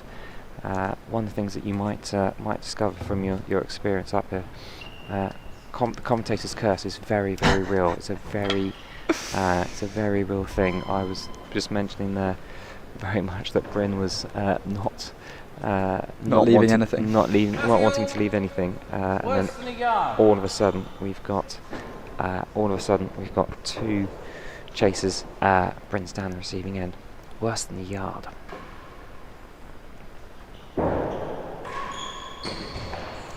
I think I just need to invest in this then for future matches, is find out whoever's commentating and just suggest that they make a few choice comments at key moments. Just get there, get the earpiece at the Exactly. get the earpiece into the commentary. There was chase off on that previous chase of worse than the yard.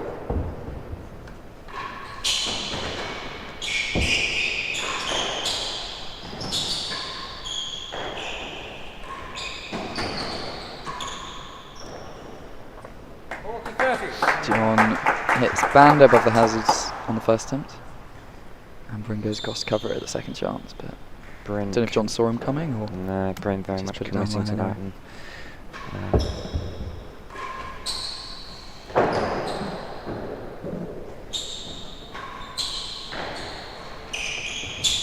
Right, 5, 6.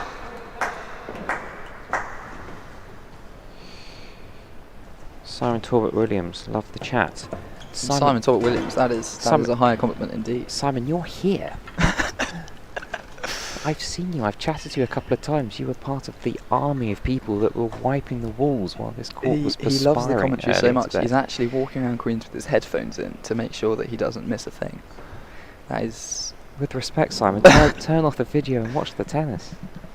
You're here. Love you really, Simon. Big fan of your work. It was quite a sight. It was quite a sight to behold the number of people on court. I think we counted that if you're going to tell a joke about the number of people needed to check how dry Queen's court is, it's more than 20. It's Yeah. more than 20. It was the ironic thing about all of that is that having more people on the court actually makes the humidity worse. That's a great shot from Bryn. Well, I was about to comment, I'm glad I didn't now, that this set was looking all but done, but if Bryn can take this game, 4-1 See, is it's commentator's not curse, insurmountable. even if you're not thinking about it. It's the commentator's curse that come back to you.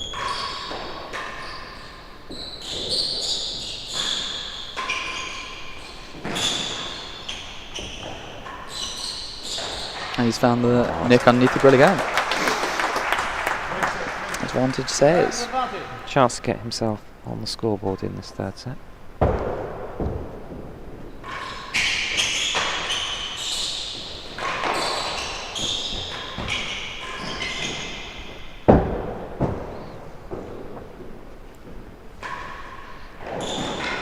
That's a good shot.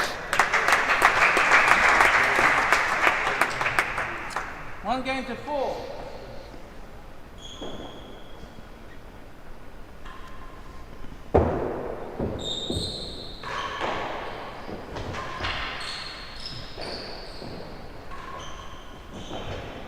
Okay, 2 and 3.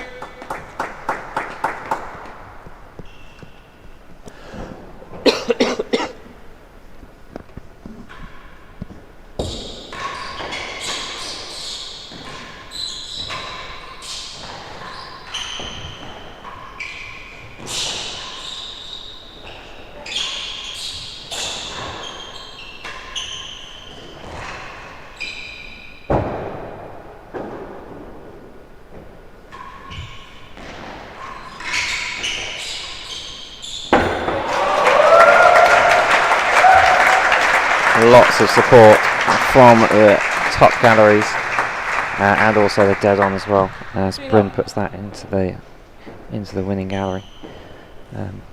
Probably the only way you can try and avoid John's relentless retrievals down in the forehand corner at the moment.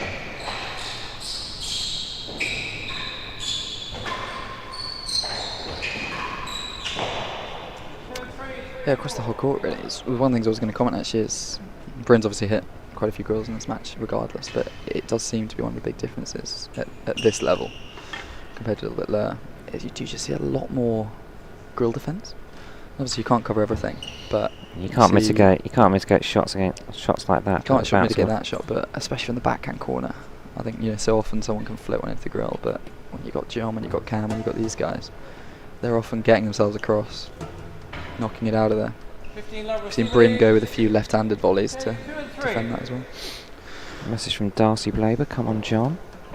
Now, if we're talking about superstars of the future, you definitely need to be including Darcy Blaber in those discussions. One of the very promising juniors at RTC.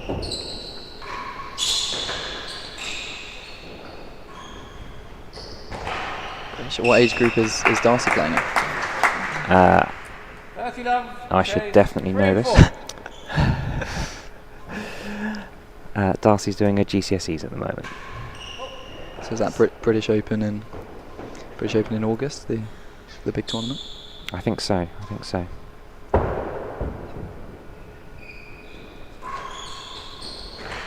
Okay. 40 done.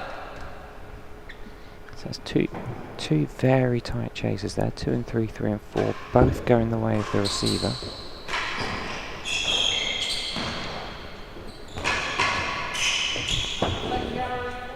He's got to it.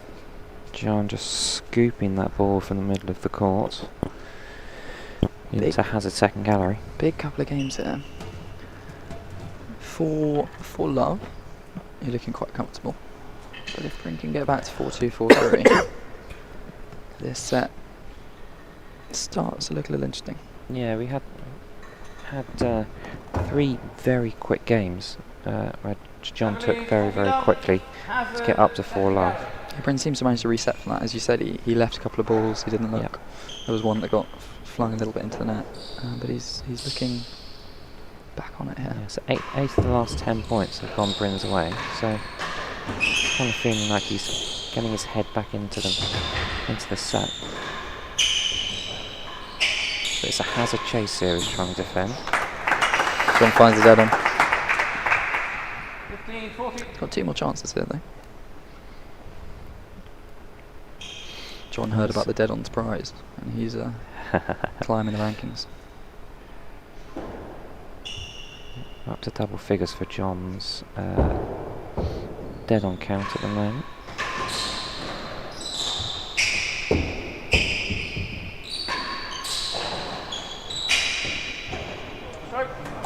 It's a stroke.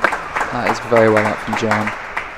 30, 40. Almost rolling under the grill, but he's managed to get underneath it. Bryn not able to get there quickly enough.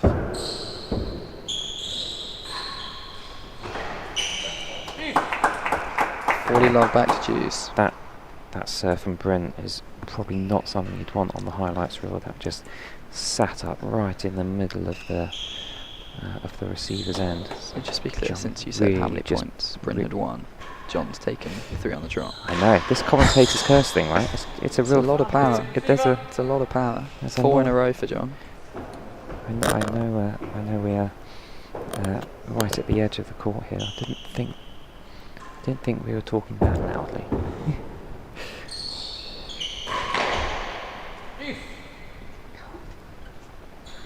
Again, I think this game is gaining significance as we go.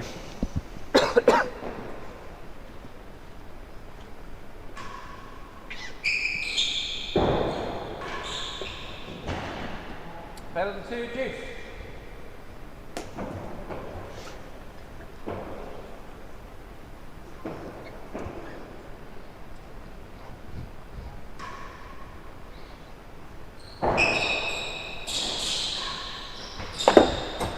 I doubt we've got a serving positioning heat map, but it's interesting to watch Bryn hit. I think he's serving high serves from about 3 different spots on the court. He's sort of right up against the main wall at about last gallery. He just served one from much closer to last gallery on the other side of the court. And he's also hit a few a bit more central. I wonder whether he's just trying to vary it up to keep John on his toes, or whether he's still trying to work out which angle is Juice, chase, working better best for than him. 2. Yeah, I mean, Bryn is very familiar with this court. Would have Absolutely. done plenty of practicing on this court. You'd think that he's trying to mix things up a bit. Yeah. Serves advantage. Last He's gallery. trying to find different points on the penthouse, trying to find different ways to make John's return very difficult. And the game. 5 games to 1. Tell you what, there's been a couple of hazard chases that could have lost the point on. 5-1, third set. But Bando, edge of winning gallery, That takes is the point with a hazard. a slice of bad luck for Bryn there. He now goes 5-1 down.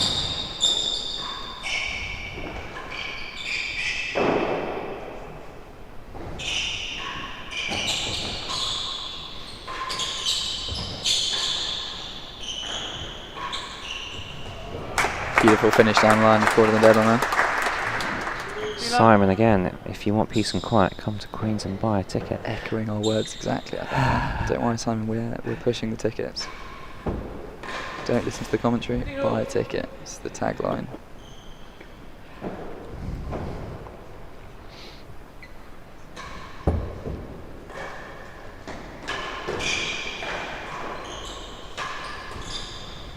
15.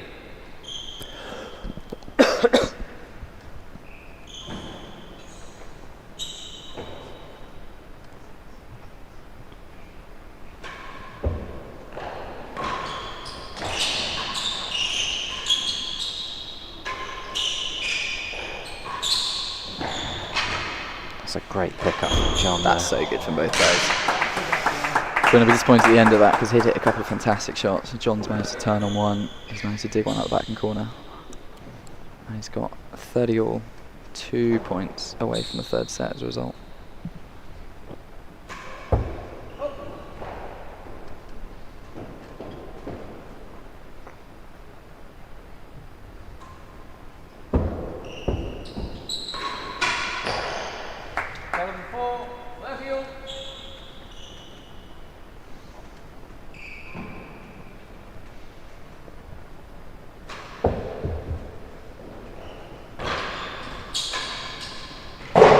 Beautiful shot from John. Lovely. And it buys Lovely him finish. a set point from the receiving end. He's going to have to beat Chase better than 4 for 6-1. He's done well there. He's ridden out the storm. I think we're going to see a slightly frustrated Bryn here. That was a great bit of anticipation from John.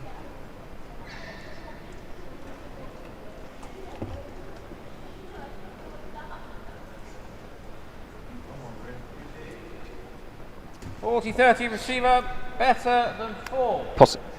Possibly a good thing not to have the replay of a racket tap. Set point, better than 4.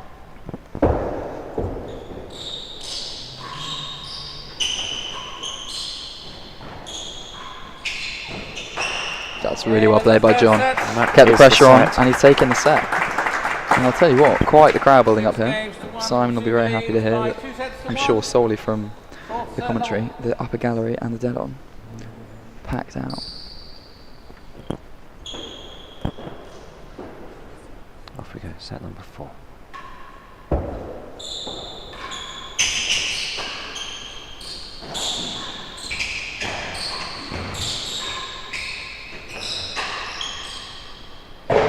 Shot.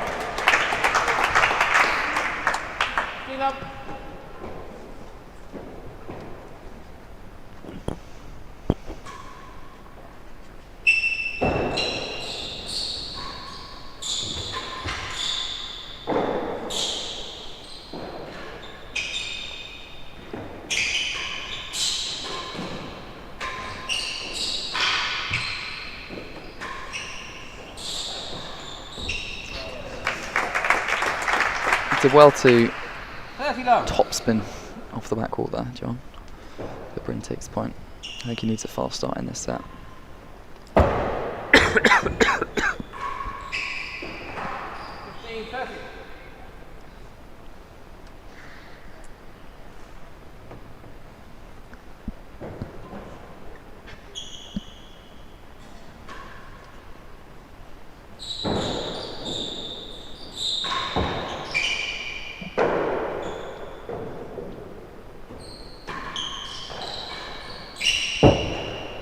Back into the grill.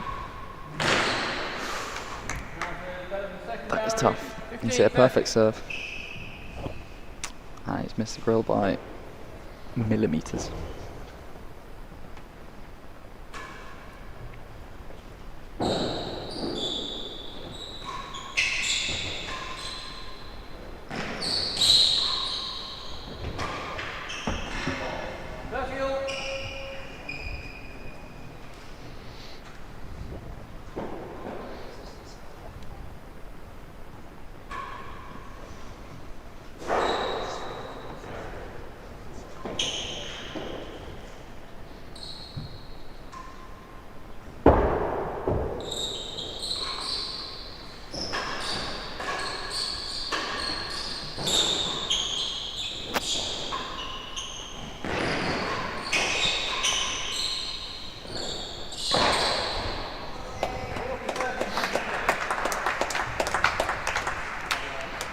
We've now got the racket smash on the replay. Ben was very keen to show that one.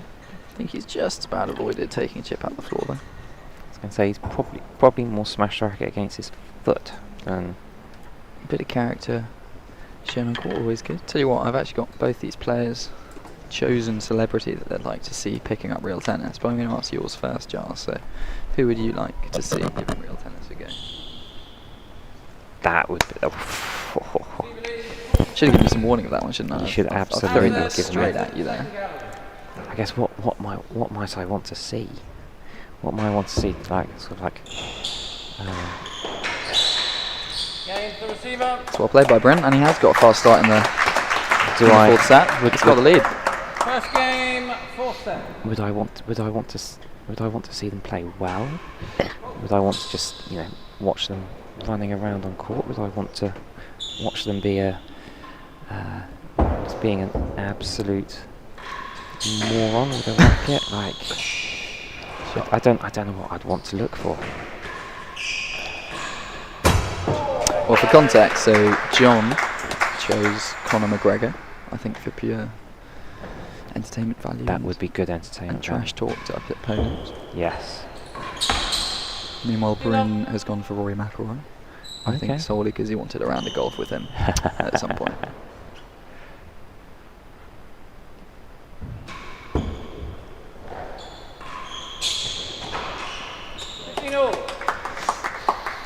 I feel like Kyrgios would be a nice mix of I was going to say decent at the sport, but also a bit of entertainment value as well. I'm trying to think if there's anybody within the kind of the lawn tennis world I'd want to see. We did Federer's retired. Federer has retired. We actually bored. we actually had Roger Federer. He came to Hampton Court one time to give the sport a try. I've heard it was a watch commercial he did once. It was involved in playing some doubles with Chris Robinson, I believe. That's right, yeah. And my impression was that he wasn't the world's biggest fan. Here we go. We've got that set 3 summary there. So huge difference on serves 1. That's quite literally double from John. 72%, I think, is probably one of the highest you're going to see of any set. A much higher average chase length as well, actually, especially compared to that first set where he was down in the galleries. Bryn's there at worse than second, but John's all the way up at chase 4 there. And that kind of points one. That kind of points one 31 to 15. 31 to 15, really indicative of that patch, kind of early on in the set where John was just stringing. I think he strung about 12, 13 points in a row to win 3 games very, very quickly. Good finish. Good finish. But Bryn's come out of the gates pretty quickly here in the fourth set. Better than half a yard. Better than half a yard here. Do we have a new entrant to the half-yard Hall of Fame? No. Good strike. Not quite high enough. And that is popular with the home crowd. It's 2-love Bryn.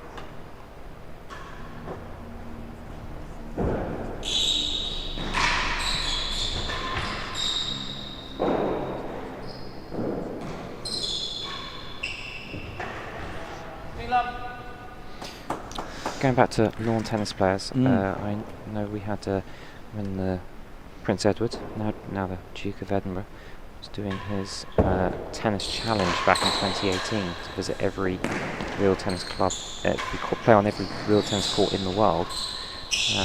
The last court that he played on was at Hampton Court, was at RTC. And I think the last set that he played, I think he played 4 sets of tennis that day, and looked absolutely, well, I think anybody who's playing 4 sets of tennis in a day is going to look quite tired out. He ended up playing a set with, alongside Nick Wood, RTC head professional, also played against Tim Henman and Joe Compter. And I have to admit, both Tim and Joe were pretty nifty with a real tennis racket.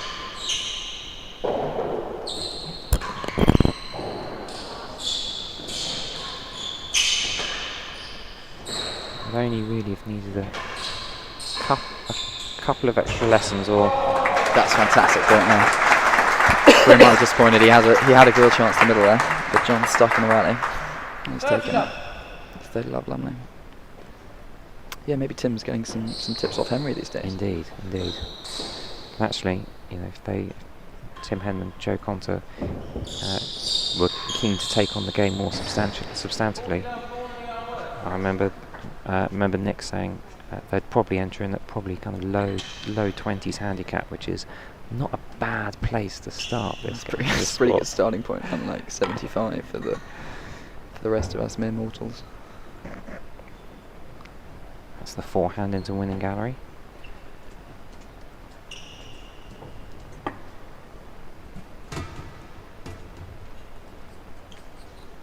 So I mean, the chat must be pretty happy with where Lumley's at now. More than a yard worse than last gallery. Let us know if you've got any ideas for celebrities that you think should take up real tennis, especially on the lawn tennis circuit, perhaps.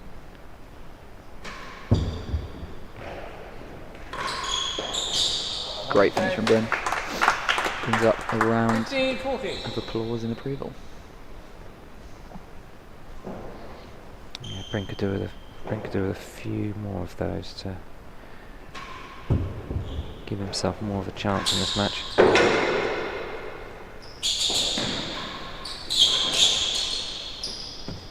Game to the server. 1 game to 2. Slightly off middle of the court shot there, actually. I was going to John. say, 1-2. it's not. He sort of set up for the winning gallery and John looked, had a looked lot. for the grill had and a went lot. down the middle. John had a lot of time to pick his spot under the grill into winning gallery.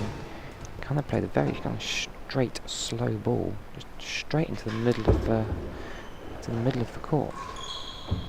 He was lucky to get away with that one.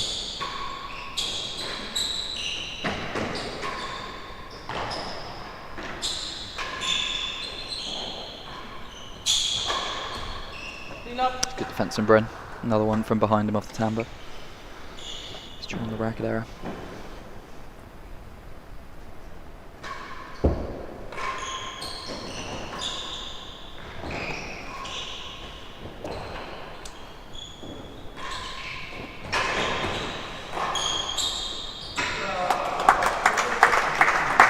Not the cleanest shot. I think from I spotted Bryn. a head shake from Bryn after that shot, which perhaps suggests it wasn't exactly what he was expecting. Didn't sound like a lot of strings. Second gallery. 30 love.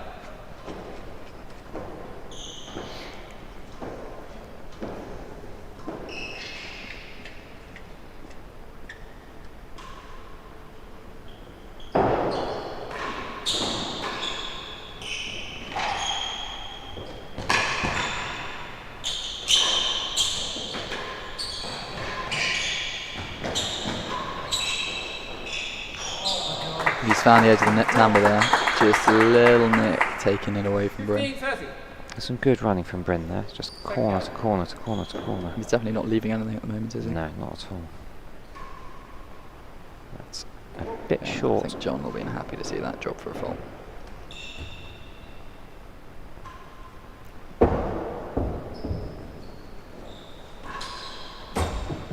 John is, of course, a Chris Wallason disciple. Is that the right word to use? I feel like I can use that. No, word. I think disciples. If we're talking about Chris Ronaldson, I think Absolutely. disciples are the right word to use. Yeah, as is, of course, Camden on the other side of the draw. So the serving ethos of, well, not only a variety of serves, but also good or a fault. And here we go. We got John's serving percentage, and we're very happy with that. 62%. Server lead, 15. Points won overall, not Points just on won. serve. Points won Points overall, won 62%, including from the receiving end. It's only really been that. Just below Camden on the serves one. So John doing ever so slightly better from the receiving end. Comment from Jane Taylor. Great to have you with us, Jane. I think Gael Monfils would be entertaining or on Jabeur. I think it was fantastic. Those are great shouts. Oh, it's good anticipation from Bryn, but he couldn't quite keep it down. Yeah, the Tunisian female player and the very enigmatic Frenchman.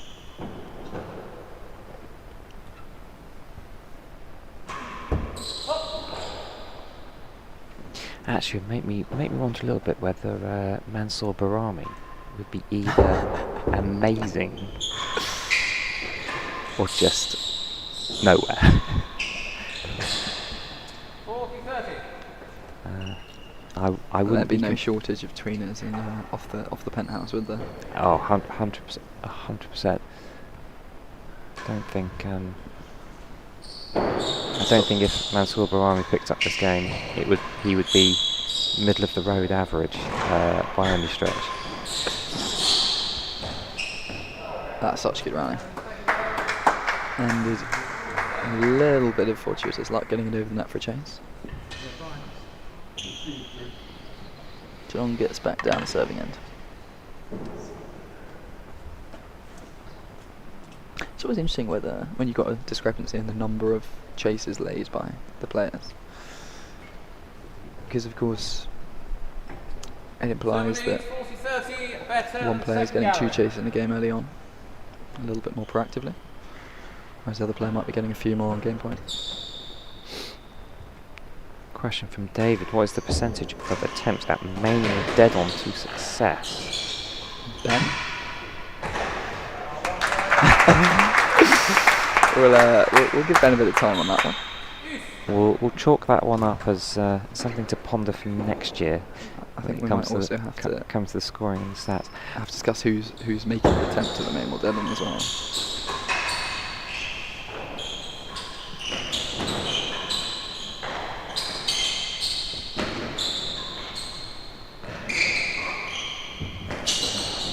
Yeah, one of the things you have to be. That's great pace. That's fantastic pace from Bryn. We get a fist bump as well. He's properly rested himself into this set. Advantage, receiver. He's got the advantage here. One of the things I think you've got to be mindful of trying to record things like main or dead-ons is the extent to which they're kind of intentional. Whether you, the extent to which they're intentional. You know, how many winning galleries above 50 handicap do we think are intended? Oh, loads. Yeah, loads. All the time. All of them, every time. Every time. Anytime I'm down, down the backhand corner. Oh, absolutely, it's that one. It's the drifter. It's the Rob Fay winning the world champ drifter down the line. We all practice that one. Yeah, we all practice that 100% one. we all do that. But Okay, here we go. Big point advantage. It's got a chase.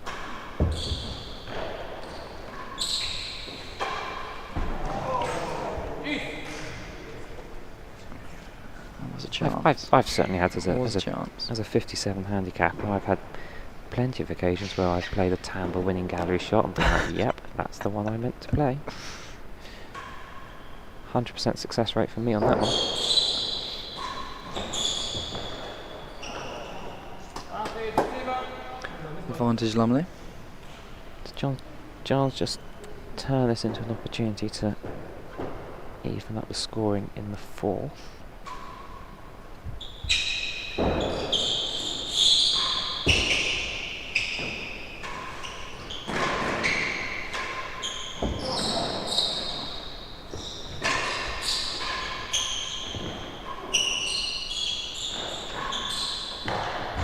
God, that point had a bit of everything, didn't it?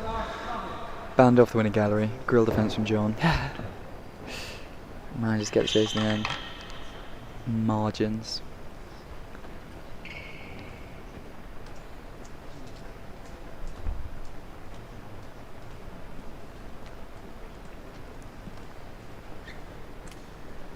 Service advantage, a yard worse than the last gallery.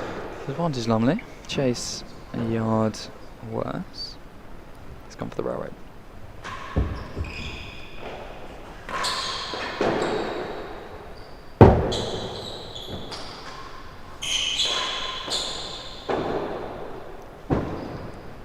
Curling down, you think he's going for the grill? Oh, and he's got a winning gallery there. He's played Well, exactly that shot that you were just talking about then. And we Just can also answer David that the percentage in that point, as opposed to the whole tournament, was a 0% success rate. Take from that what you will.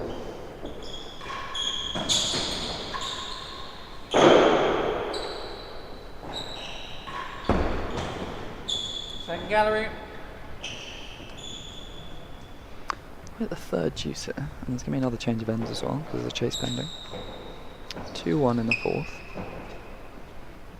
Well poised. Feel up. No, we are on to the next Oh, game. we're not on at to the next game, moment. aren't we? We've had a bit of a... It's 2-2.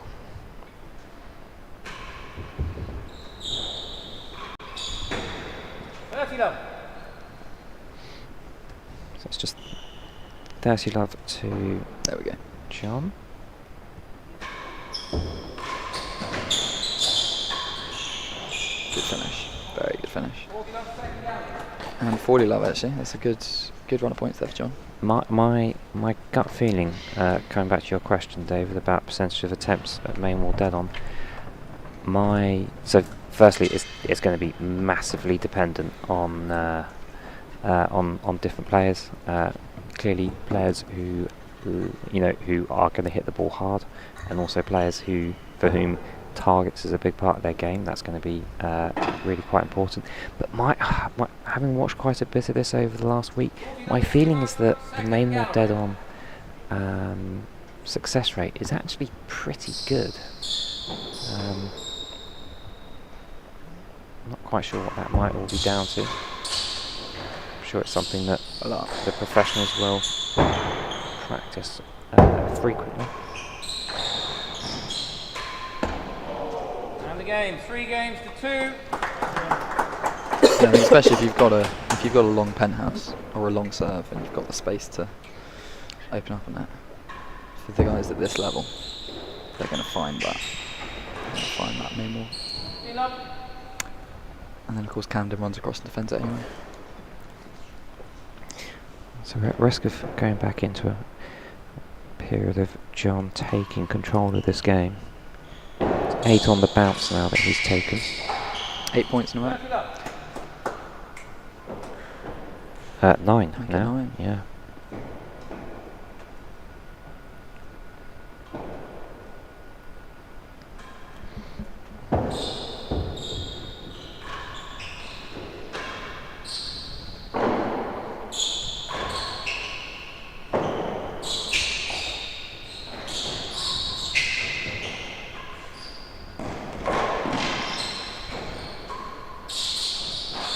I'll tell you what, Bryn did fantastic work to react to the bando dead on there. He's thought it was going in, he's left it, he thought it was going penthouse. It's nicked the bando. He's managed to reach out with his left hand.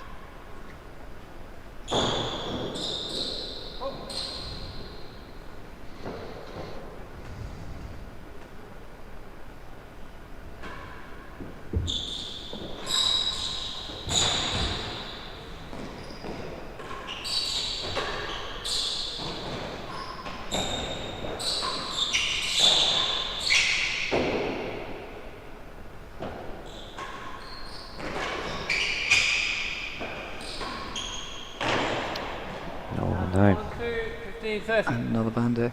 It's not big bandits at Queen's, but we've had quite a few of them today. Quite a few under the winning grill ledges as well. You think the number of times it's been hit today, it would be about a foot wide, but it's only really a couple of inches or so. It's no Radley. It's no Radley. It's no RTC.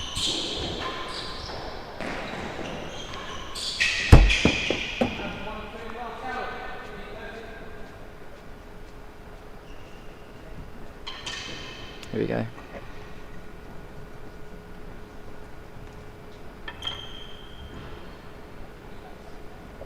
Absolute concentration. You can see it right coming off that bando on the dead on there. That's a great shot, John split step there. Something I noticed very much in the World Championship actually, because I think more than any of the other top players, you see him very proactively doing that. Get himself set, immediately take that big first step. Yep. Something that robbed a lot of as well. The big first step off a squat. Hazard 1 and 2. Hazard 1 and 2.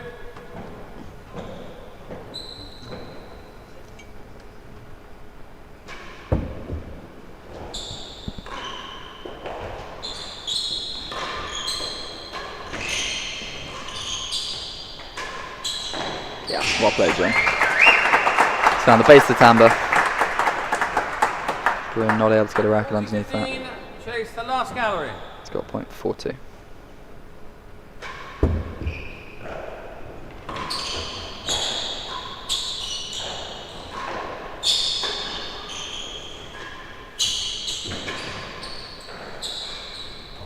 Game to server. And he gets it. What you'd probably say is an unforced error from Bryn. I'll be Games disappointed to with that.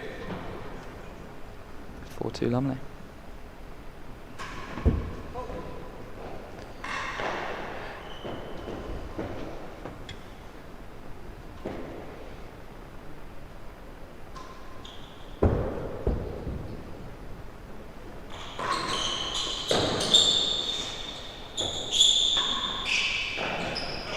Play.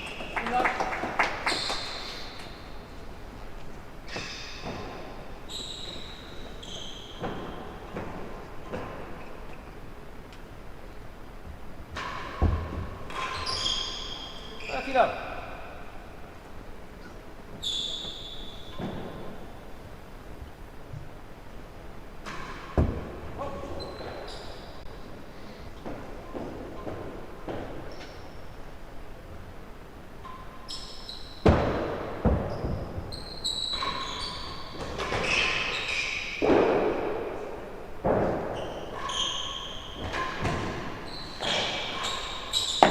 Cross gallery, 30 love.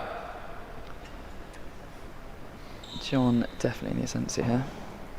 Can you take a 40 love lead into the change of ends?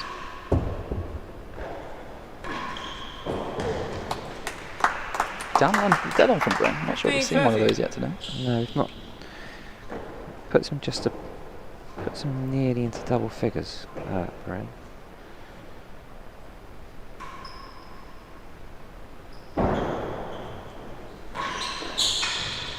Fantastic, mate. We're dead on that 2 in a row now. 30 all, 4-2. Crucial 7th game. This is a very significant point here, actually.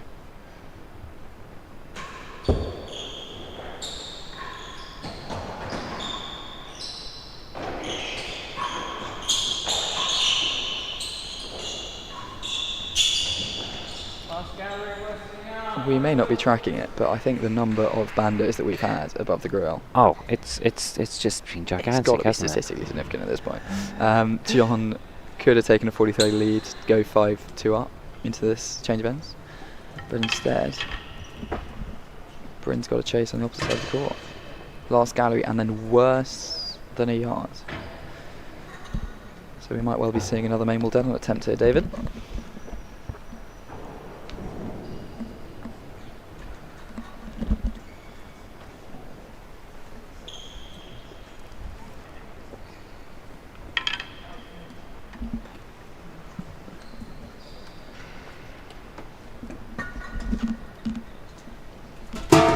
For all of you at home, that's what you should be doing at every change of ends.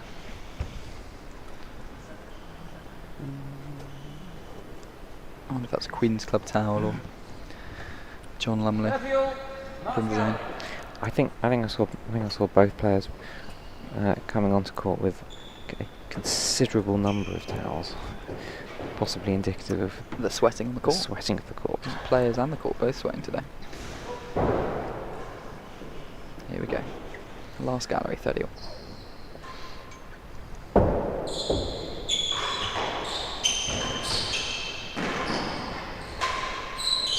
That is a fantastic backhand volley. Celebration to match it as well from Bryn. 40-30. 40-30. Worse than a yard. Worse than a yard. What's he going to go for? We've got the high serve. Can he limit John from the dead on?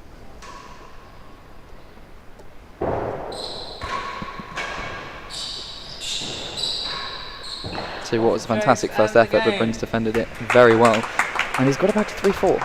3 games to 4. He's got it back to 3-4. That's why the 7th game's so crucial. The difference between 5-2 and 3-4. He's killed a bit of the momentum that John was building up there in the middle of the 4th set. Back to the high serves from Bryn.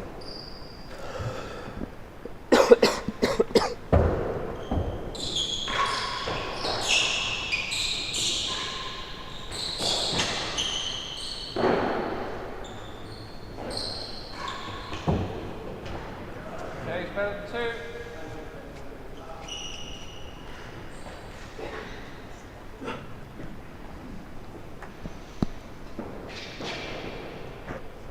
High again.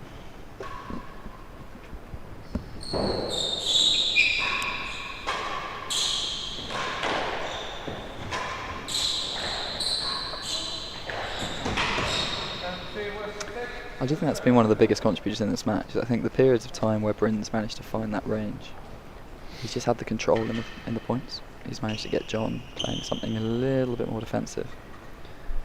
When he's drifted a bit short or a bit long. Great celebration from Bryn there. It's not quite sort of Kyrgios screaming to the camera, but it's pretty good. It's pretty good. He's not quite giving it large, but.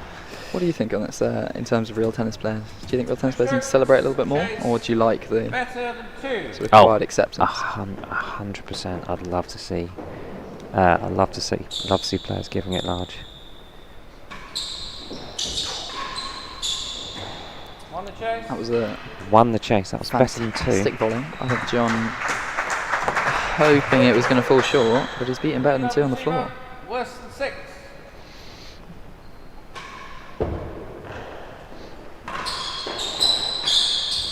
And he's won that chase as well. He's managed to get John to get into the net. How are we doing on points recently in terms of Bryn to John? So we gone through a phase of sort of John winning about 10, almost 15 points in a row. We've now got back to Bryn controlling the last 6 points.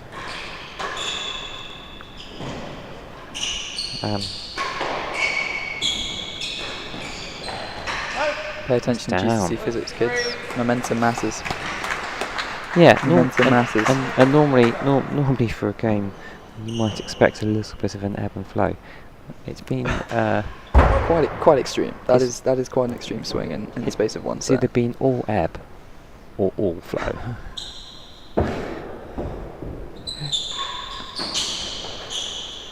It's another fantastic cut volley from Bryn there. What's your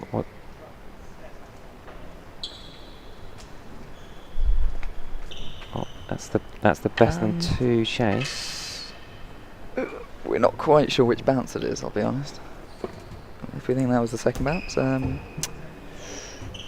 may not have been better than 2. Who are we to judge? What's your take, Ben, on the whole kind of celebrations and? I think we need more of it. Yeah. I love the world champs ones. I think Rob about halfway up the court, dropping to 2 knees. Camden rackets kind of going, celebrating to the crowd. I think that's what we need a bit more of.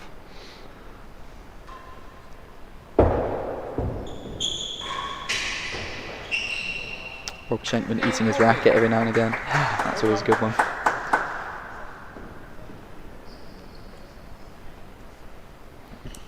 I have to say, I do take a lot of pride if I'm serving. Seaver sticks it up onto the penthouse. I've got the whole court to pick. I've got the whole court to pick my spot. That's fantastic both there from John. Getting back down the serving end. Making an attempt for winning gallery and then slotting it straight into hazard second. that I'm always going big on the celebrations for that one because clearly that's what I'm looking for. 15-40 receiver lead. So we've not got any of our semi-finalists towards the top on down on 19% on the dead on count. I mean, you can obviously see from the numbers. 30-40. I would say you do seem to have slight more emphasis on the retrieval game actually of our semi-finalists. I think you'd say players like perhaps Leon, perhaps be expected to be up there with Devons. Certainly Nicky. But these two in Camden, of course, they hit a lot of targets, but they're also very happy to play the floor game. Hopefully you're able to see from the cameras there just how much that moved in the air after it bounced down at the service end here. A lot of adjustments John needed to make before putting that into the target.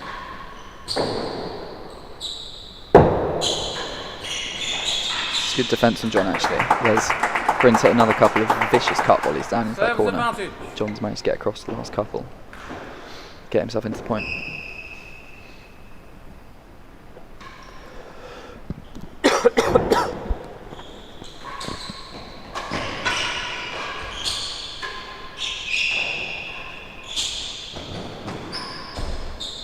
Juice.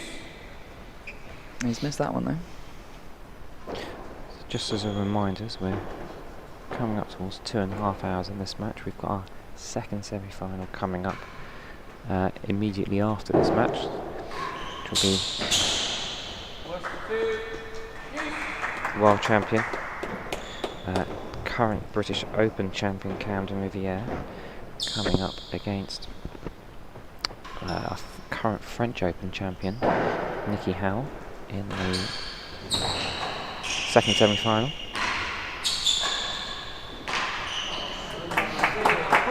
That was a big point. Lumley takes advantage into the change of ends. It's a good chase to try and beat.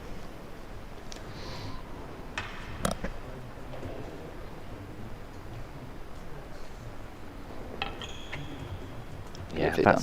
Beautifully done. That's what you're doing at the end of each match. Yeah, winning. Yeah. absolutely. We've actually got a nice new gong at Radley. I believe, courtesy of Washington, is that rather than some bells, there's a big round gong. Oh, very nice. Yeah. You don't actually have to hit the gong. You still get the point if you miss it, but it's a bit less impressive, really. I think if you just hit the netting and don't make a noise. There's been some fantastic renovations to the Radley Club, Radley Court. The coffee machine in particular. I have to hugely say, significant. the coffee machine is a fantastic addition.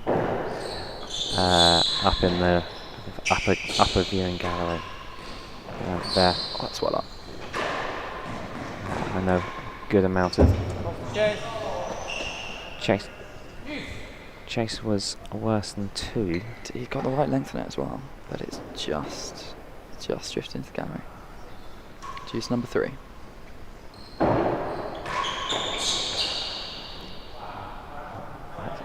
I'll tell you what. Kicked That is unfortunate. straight into Bryn. He's kicked that around the walls. Taking Bryn in the mid-drift. Advantage Lumley. Can take a 5-3 lead.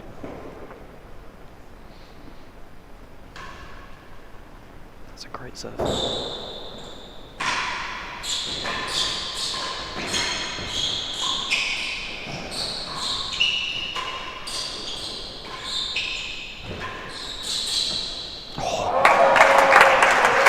Main wall. Great play from both players. Bryn finds the main wall edge of tambour.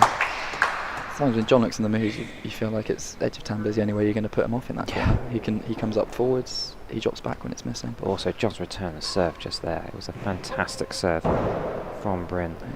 And yet John able to exert a lot of pressure into Bryn's backhand corner.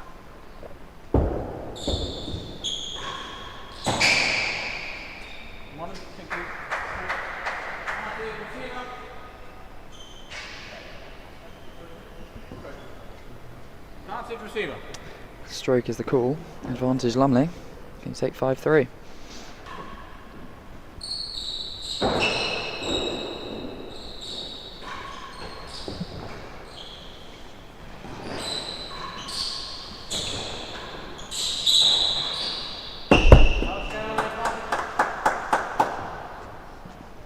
Advantage Lumley. Chase last gallery. He's going to hope he's going to take this game here. That was a fantastic backhand from Bryn.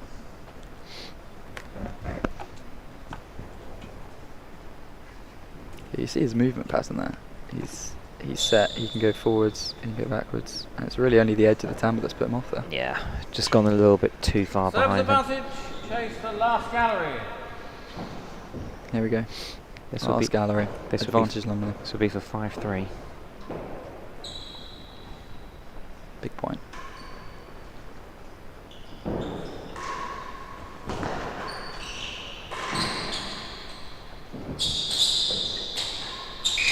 He's found the winning gallery. That is Fantastic put away. so Tell you what, cool. he didn't quite get the serve he wanted. Bryn was able to step in on it. but he stayed in the point and he's put away beautiful winning gallery for 5-3.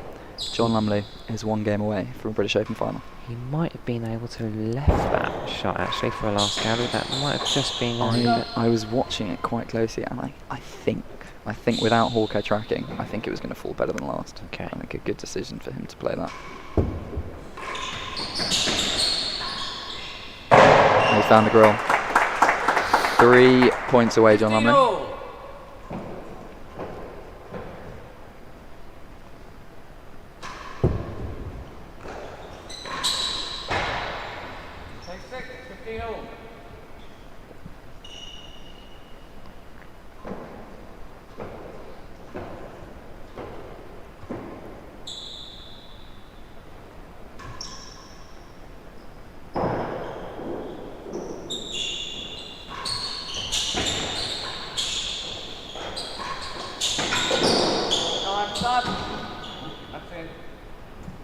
Called as in the dead on there. Took edge of Bando in the ledge, but Did it's a sound dead like on for Sayers. Did sound like it was just caught the bottom tray. Maybe it flicked back up again. It's very nearly up, but it's taken the net take. 40-15 Sayers. They call it back to 4-5 here. That's the winning 100. gallery to give John the 5-3 lead. The obligatory fist pump.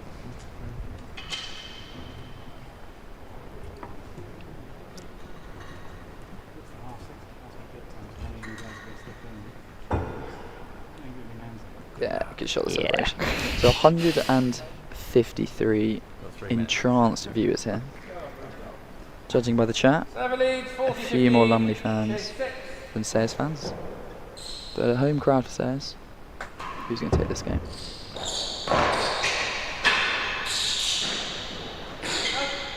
It's down. Scored it down. It is 4-5. 4 games to 5. Lumley had a set point in the first set, and Sayers came back from behind to win it. No set points yet. It's 4-5.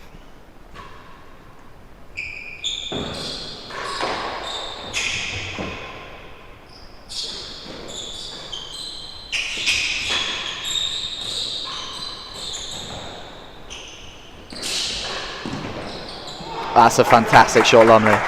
Says he's got it right underneath that winning gallery, and he's got up to it, and he's hit a fantastic main ball dead on. Just floated it into John's forehand there.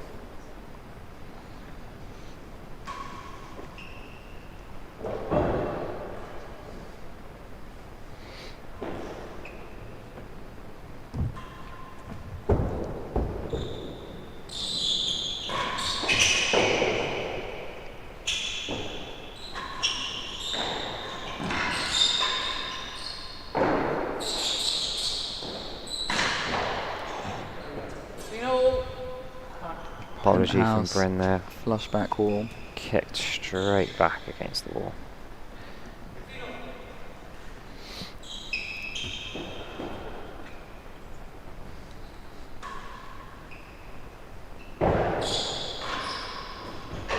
Great car volley there from John. So the highest number of viewers we've had concurrently at the moment, this British Open.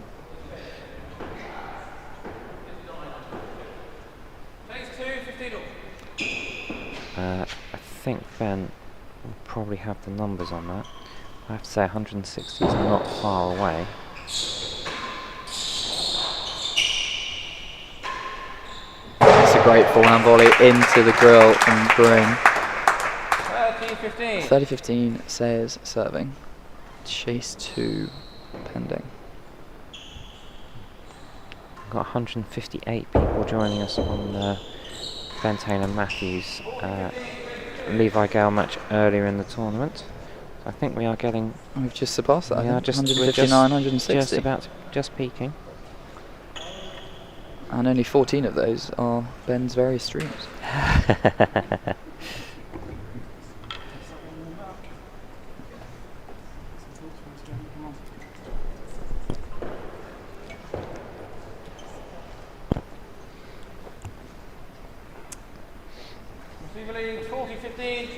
So momentum swinging back towards Bryn here. He's got 2 yards to attack.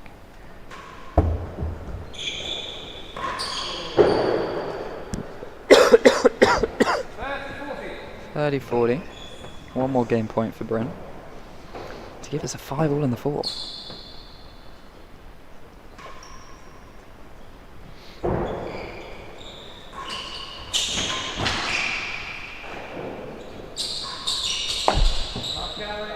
I think that's a very smart shot from Bryn. I think he's had so much success in this match from the serving end, pinning John towards the back of the court in the return. Chases laid. So these are chases. That have been set by the receiver. So Neil, almost every other point that Neil's returned, he's where he could set a step chase, he's managed to set one. No surprise at all that Camden is conceding very few chases. Yeah, absolutely. That's a real facet of Camden's game. If he's taking the service end, he is staying down the service end as much as he can, and that's just an indication of his fitness that he's able to sort of deploy throughout the match.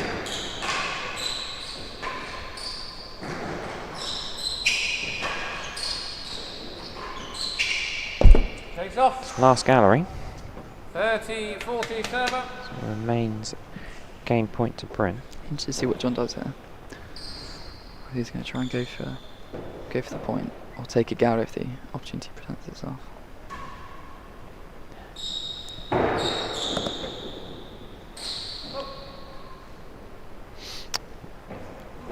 Elliot, the often discussed question about Bryn's backhand. And Bryn puts a forehand backhand into the grill to Bryn take the game.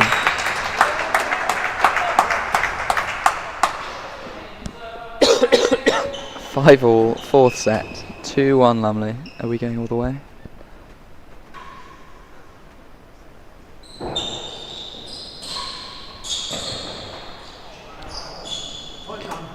So this could, as you say, Ben, this could be the final game, or this could be the start of a fifth and final set.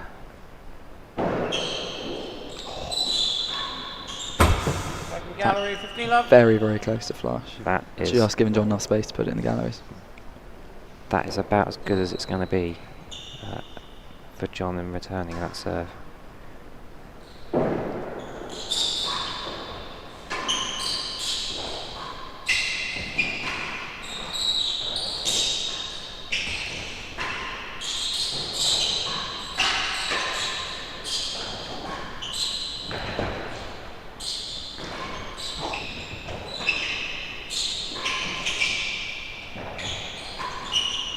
That is so good. Such good control from both players. And Bryn's put it away. I'm going to say, Elliot, I think that's off his backhand. I think looking at his serve, I think that's a clear forehand on his right hand side. I think it's an inverted backhand. That's what I would describe it as.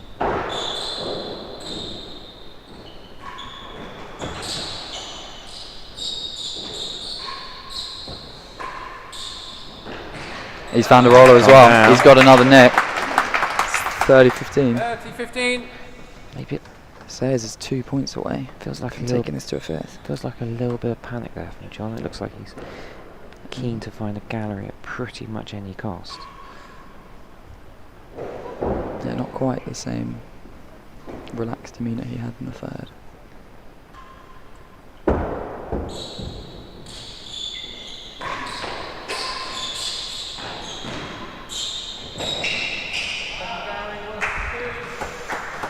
Second gallery, worse than 2.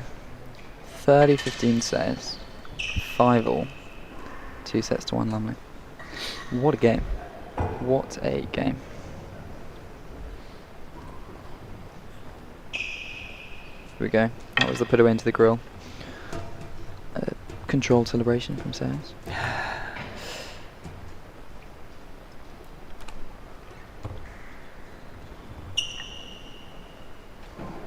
30-15 receiver leads. Second Elliot agrees with the inverted backhand label. Here we go. Second gallery. Railroad it is.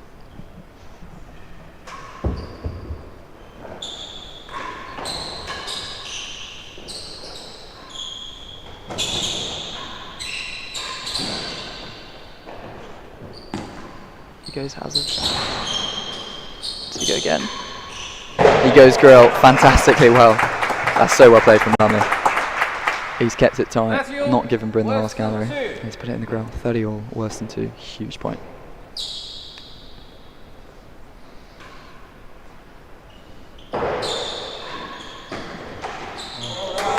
Bryn takes it with another fantastic cover. I tell you what, at the big points on big chases, Bryn has absolutely ripped some into that forehand corner.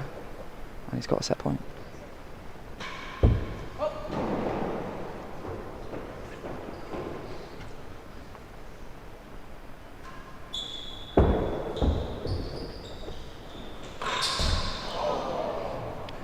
Gasps from the crowd. I Is that one? I think he'd like that one back, I'll be honest. Never really going to go over the net, that one. Back to Juice.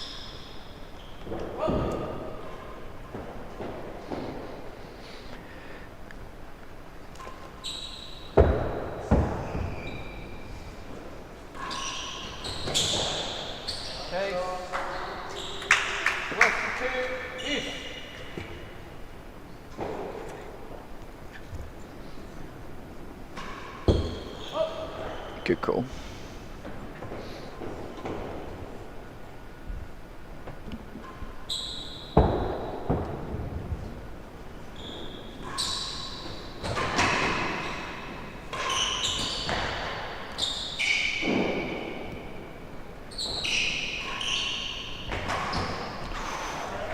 That's advantage sales. It's feeling very nervy now, isn't it? It is rather. Very, very nervous stuff.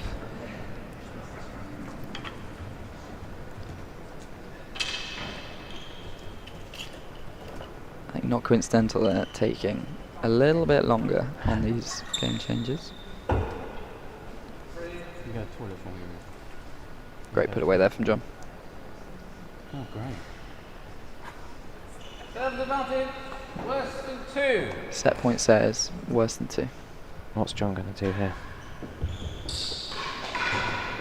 Lost the chase. Taste it.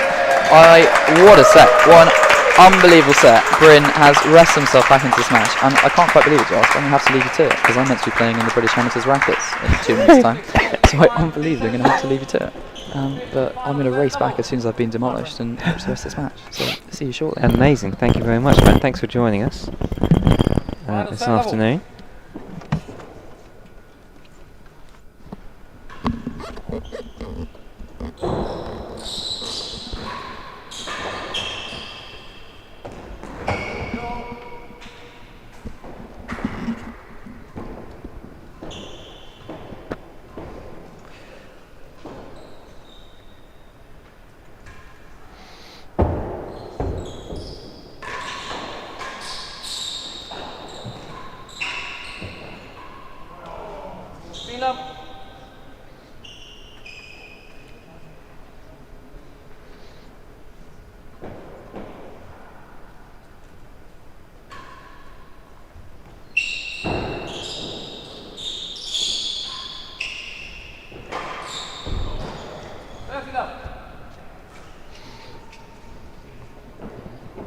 John able to make the most of very wide serve into the receiving end. There are a few people moving around in the dead on. Need to be mindful that play is continuous. Should only really be moving at the end, at the change of ends. 15-30.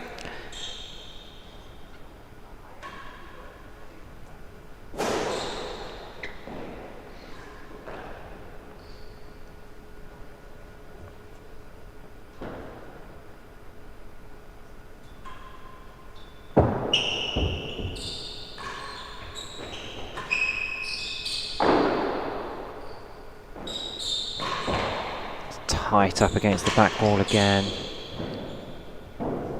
It's been aiming for winning gallery, but no such luck for Bryn.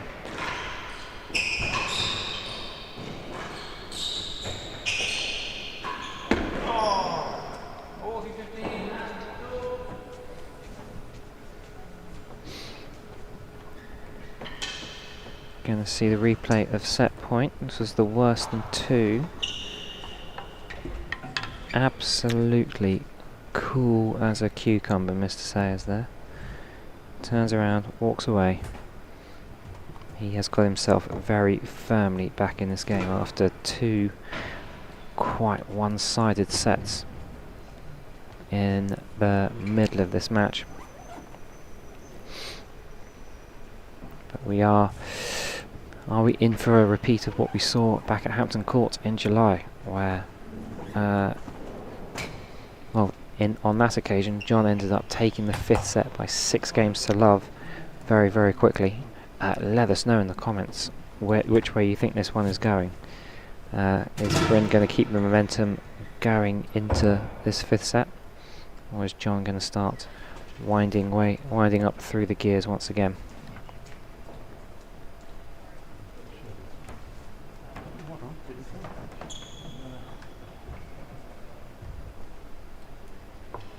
Short balls in play while Bryn has opted for a change of clothing. Has a chase the door.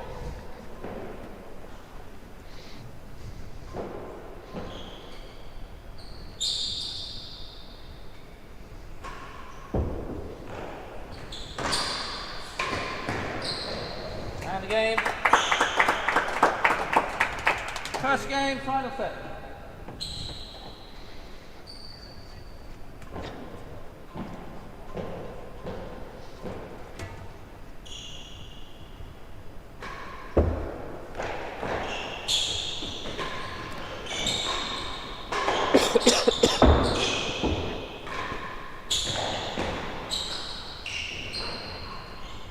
Time.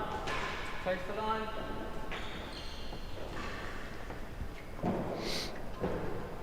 That one just touching the edge of the gallery post at the edge of first gallery. Drew, in fairness, is standing directly next to it, so he will have heard that just tapping off the side.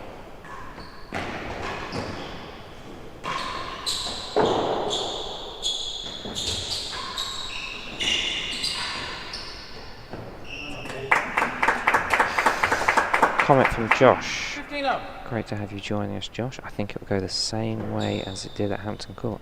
This first game will show us how it will go, I'm sure. Yeah, John has definitely got out of the starting blocks pretty quickly in this 5th set.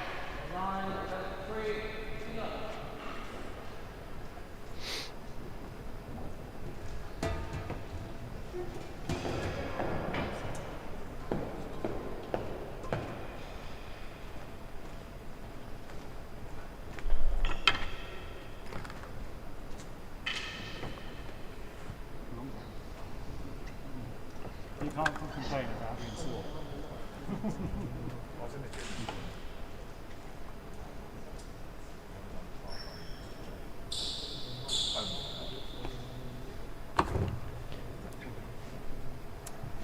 Receiver. Chase the line. Chase the line. Got one very generous chase. One pretty tight chase to come. Chase the line.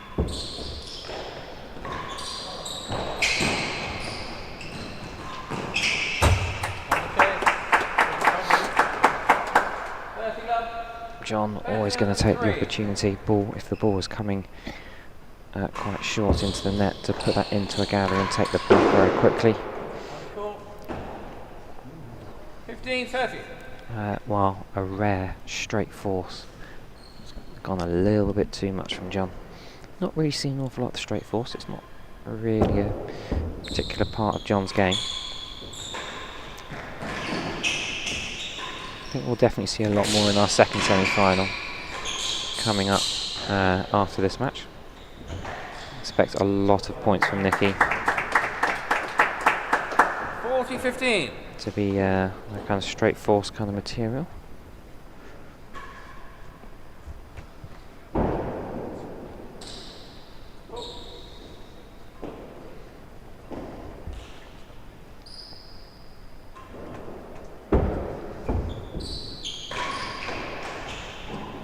receiver. 2 games to love.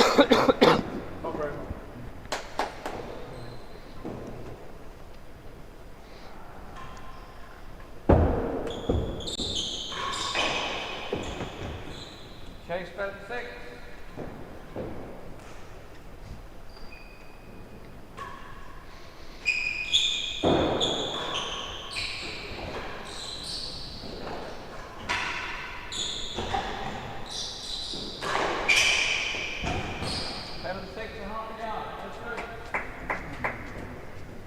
Let's take a look at some of the big numbers from that 4th set.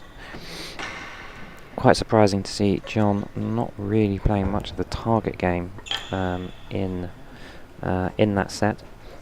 Compared that with Bryn, got 10 targets in his way to winning 38 points in that set. Absolutely dead level points won, 38 apiece. Points served, 51 to 52. Again, very, very tight stuff there. Probably the only main difference there really being average chase length. Bryn's average chase about 5 and 6.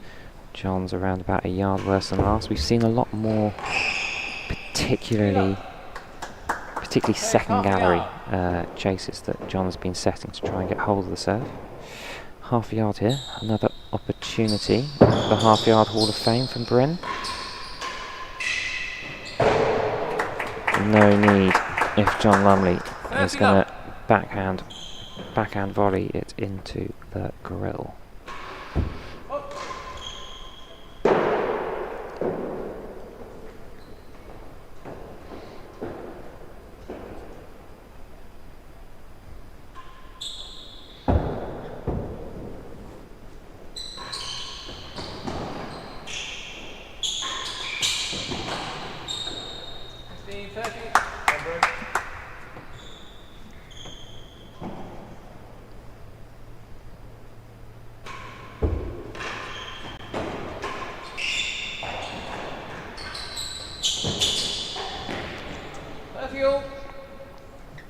Bit of confusion there from John. Not really sure what he was expecting that ball to do.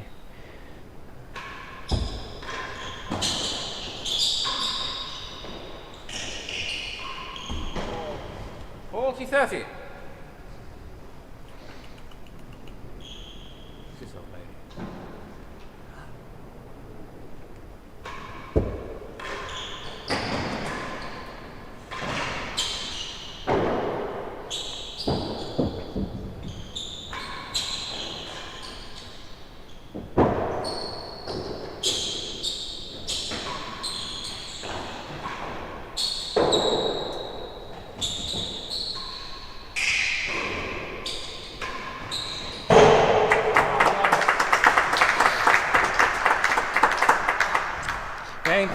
John putting 3 games a to love. lot of pressure onto Bryn there. Bryn hitting the penthouse very, very, very regularly during that rest. But Bryn always able to deal with what John was able to do. Very smart from John to try and mix up the direction a little bit before force for the grill.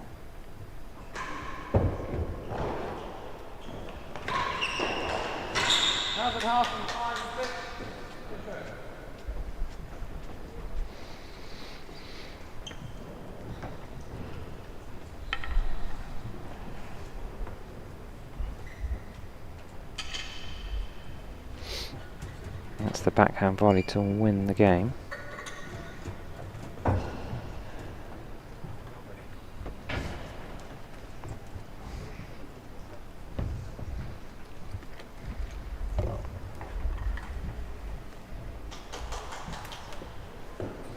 No stroke, hazard, half a yard.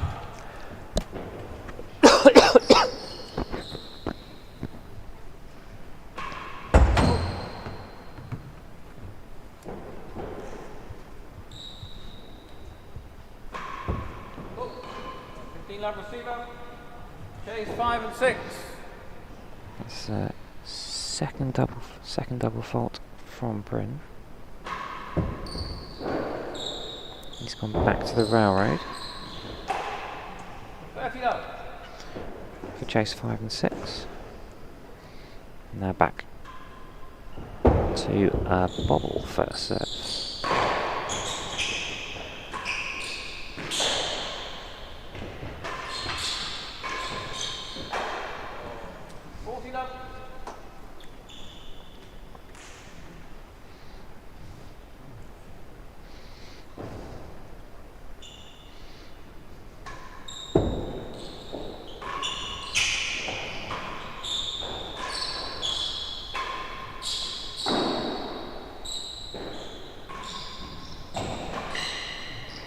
Game receiver. It's a very 4 love. quick game. Starting with a double fault. Finishing with John taking a 4-love lead in this final set. Fantastic pickup from Bryn there. Yard worse than love. No stroke. John seeing Bryn still trying to recover his way from the back of the court. Slamming the ball into the main wall to set the chase. 3 love.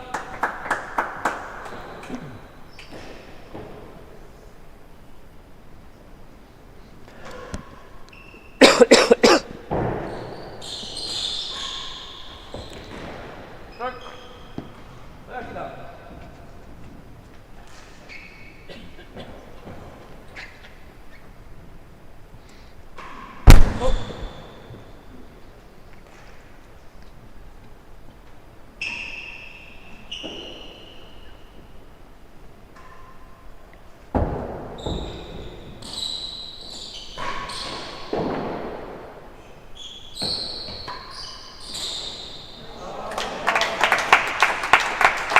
Probably the first loose shot we've seen from Lumley. Probably in this set, I would say. It's a bit unlike John to kind of present a bit of a gift for Bryn to attack the other end of the court.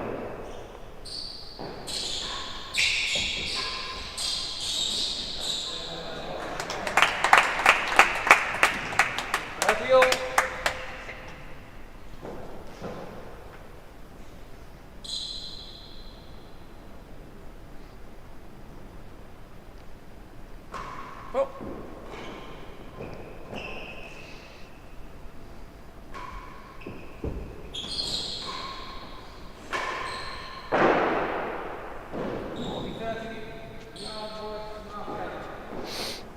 Let's see, let's take a look at this replay.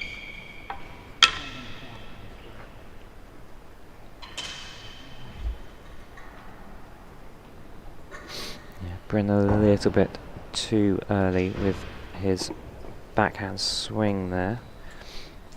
Not really connecting into the sweet spot of the racket. So, 40-30 serve lead, a yard worse than last game gallery. point for John here. That will put him up to 5-love.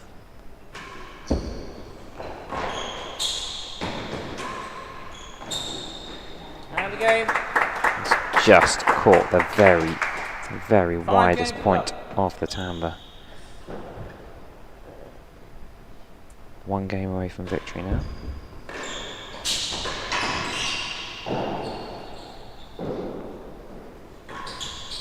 Second gallery.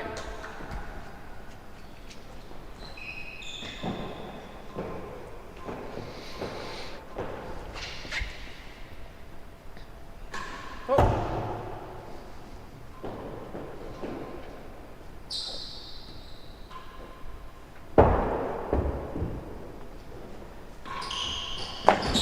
Second gallery, last gallery. No stroke.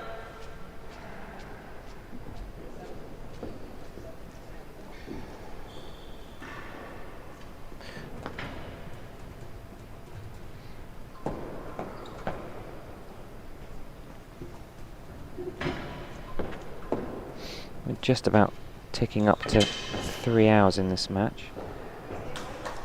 which actually is longer than the time that Second gallery. John Lumley Second spent on gallery. court altogether in the previous 2 matches. He's got a couple of chances here. Some quite generous chases. His second gallery, this first one. Somewhat loose shot onto the penthouse, giving Bryn the chance to slot the ball behind John.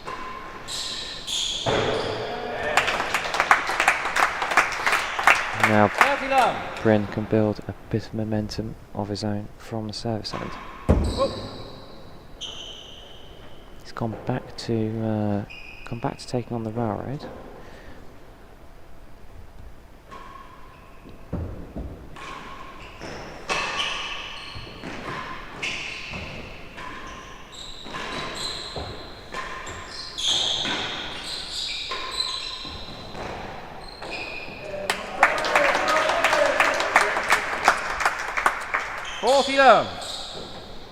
Now he's got a chance to get himself on the scoreboard in this fifth set, which he converts. 1 game to 5.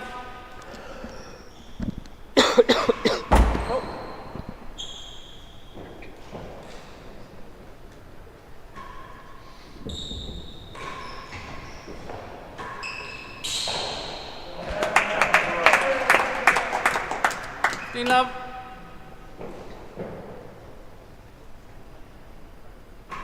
So that's 5 in a row from Bryn now.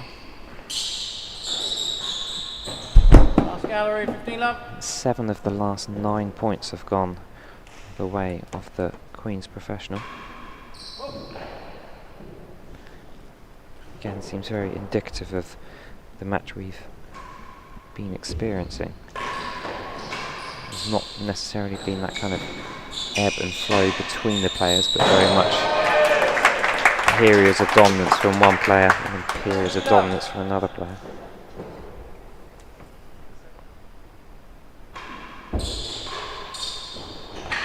Last gallery,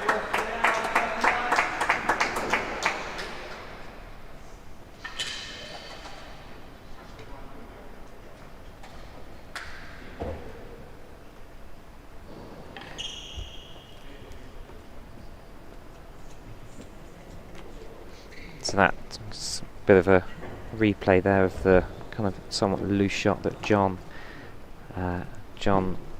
put onto the penthouse. Bryn was able to find his space below the timber.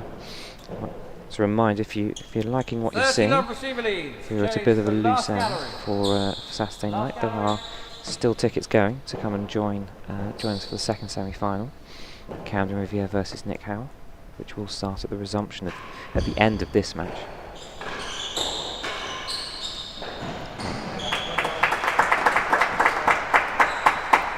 15-30, worse We've got than the yard. the doubles semi-finals taking place tomorrow, which I'm pretty sure the tickets for that are all sold out, coinciding with the Juniors Day that's going to take place here in the morning.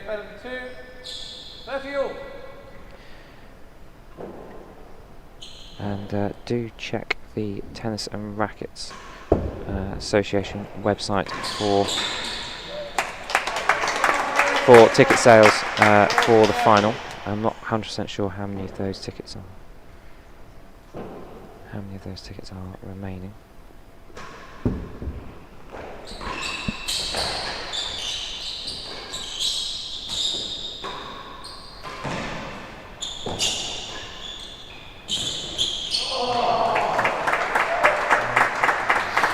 Very deft playing there from John, picking the highest part of the net to play a very, very soft backhand shot into the winning zone.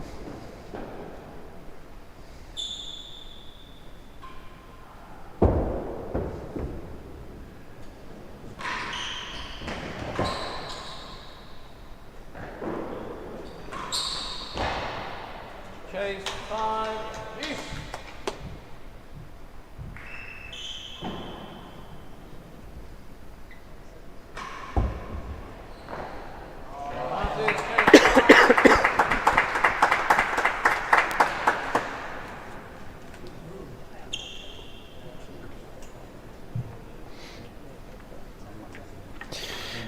And here we find ourselves 3 hours and 3 minutes into the match. John is going to head down the receiving end. He's got a match point, but he's got to attack chase 5 for the match.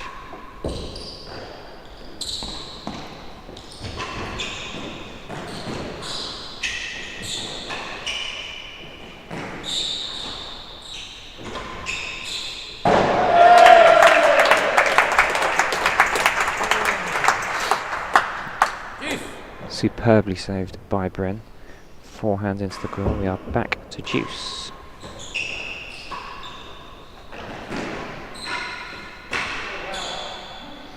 Advantage receiver. Peculiar bounce coming off the floor there. Second match point.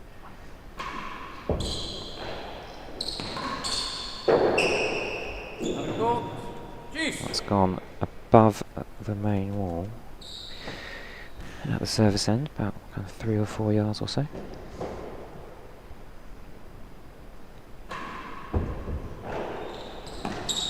That's 1 and 2, deuce.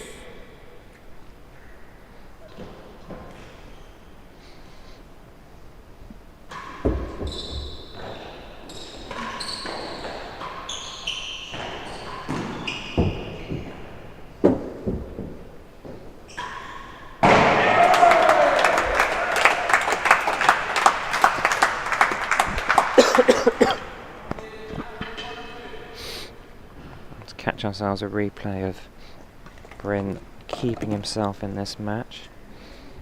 Beautiful forehand down the main wall line into the grill. Looking very calm. Well, surely Bryn will have known that he was saving himself there for Juice. Back to deuce though. Power of that timbre shot from John, just a bit too much for Bryn.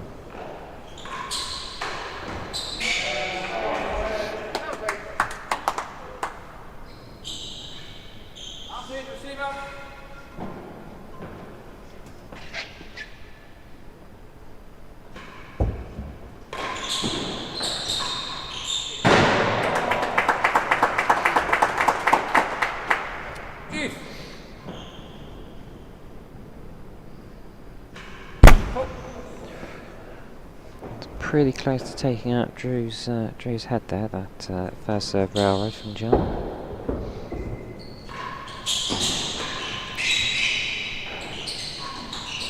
Last gallery juice.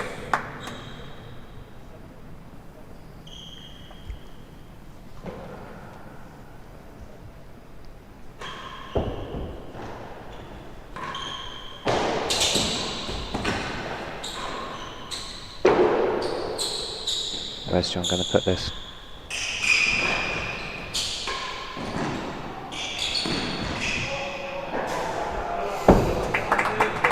It's gone a little bit too high.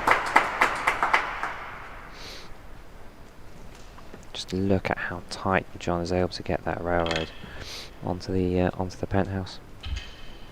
Does feel like this set has been a bit of a grill fest. Every opportunity the server's got to try and finish off the point by putting it into the grill, they seem to be taking. Advantage receiver, chase the last gallery. It's a third match point for John Lumley. He's got last gallery to attack.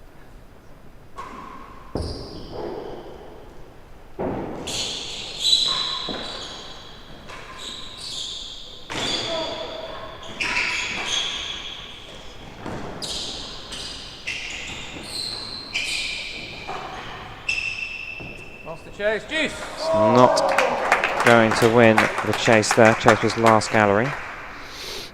Sixth juice in what could be the last game of the match.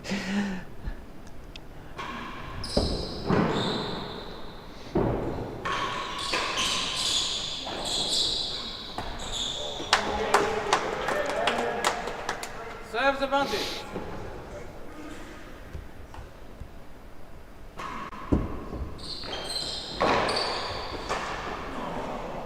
Juice.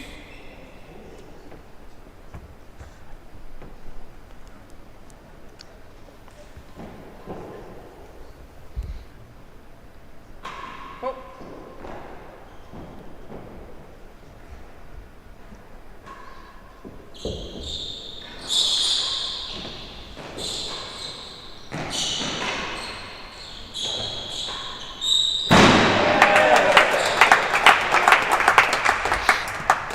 Service advantage. All of a sudden, the grill count from Bryn has just gone absolutely off the scale. That's 18 grills we've now had. And what's actually been a relatively short set. Chase Western 4 advantage.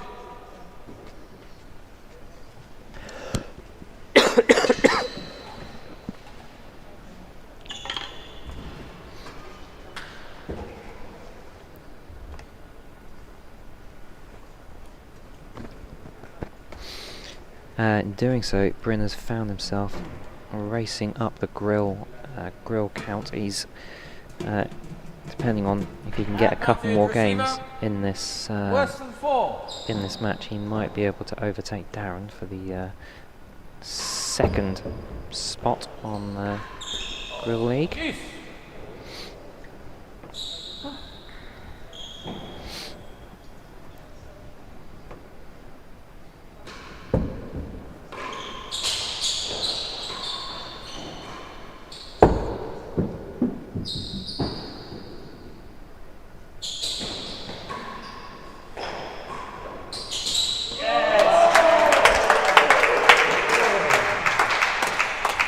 Advantage receiver. Bryn is no stranger to long juice games. His first game, his quarter-final match against Ben Taylor Matthews, I think went to a similar number of juice games.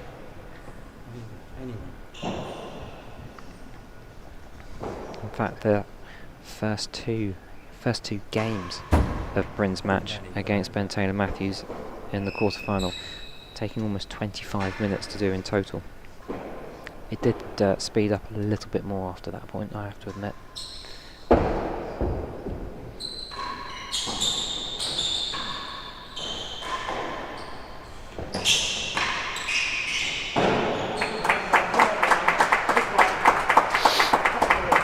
John somehow Serves finding a advantage. way to get past Bryn, who's pretty tight up against the grill. Match point. So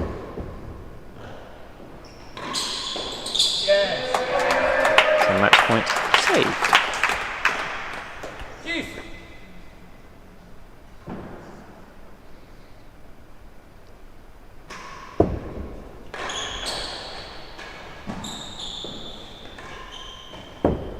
Oh, that's gone a little bit wide from Bryn. Bryn committing early to the Serves Tamble advantage. Hall. Fifth match point for John.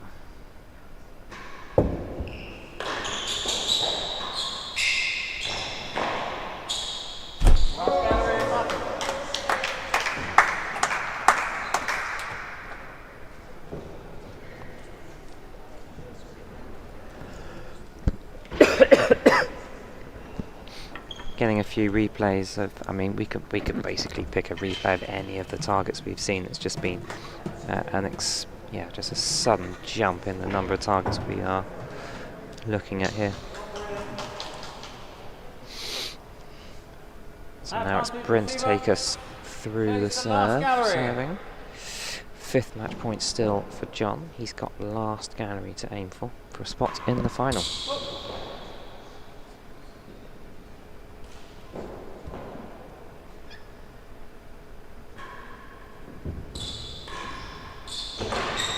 And that is the match for John Lumley.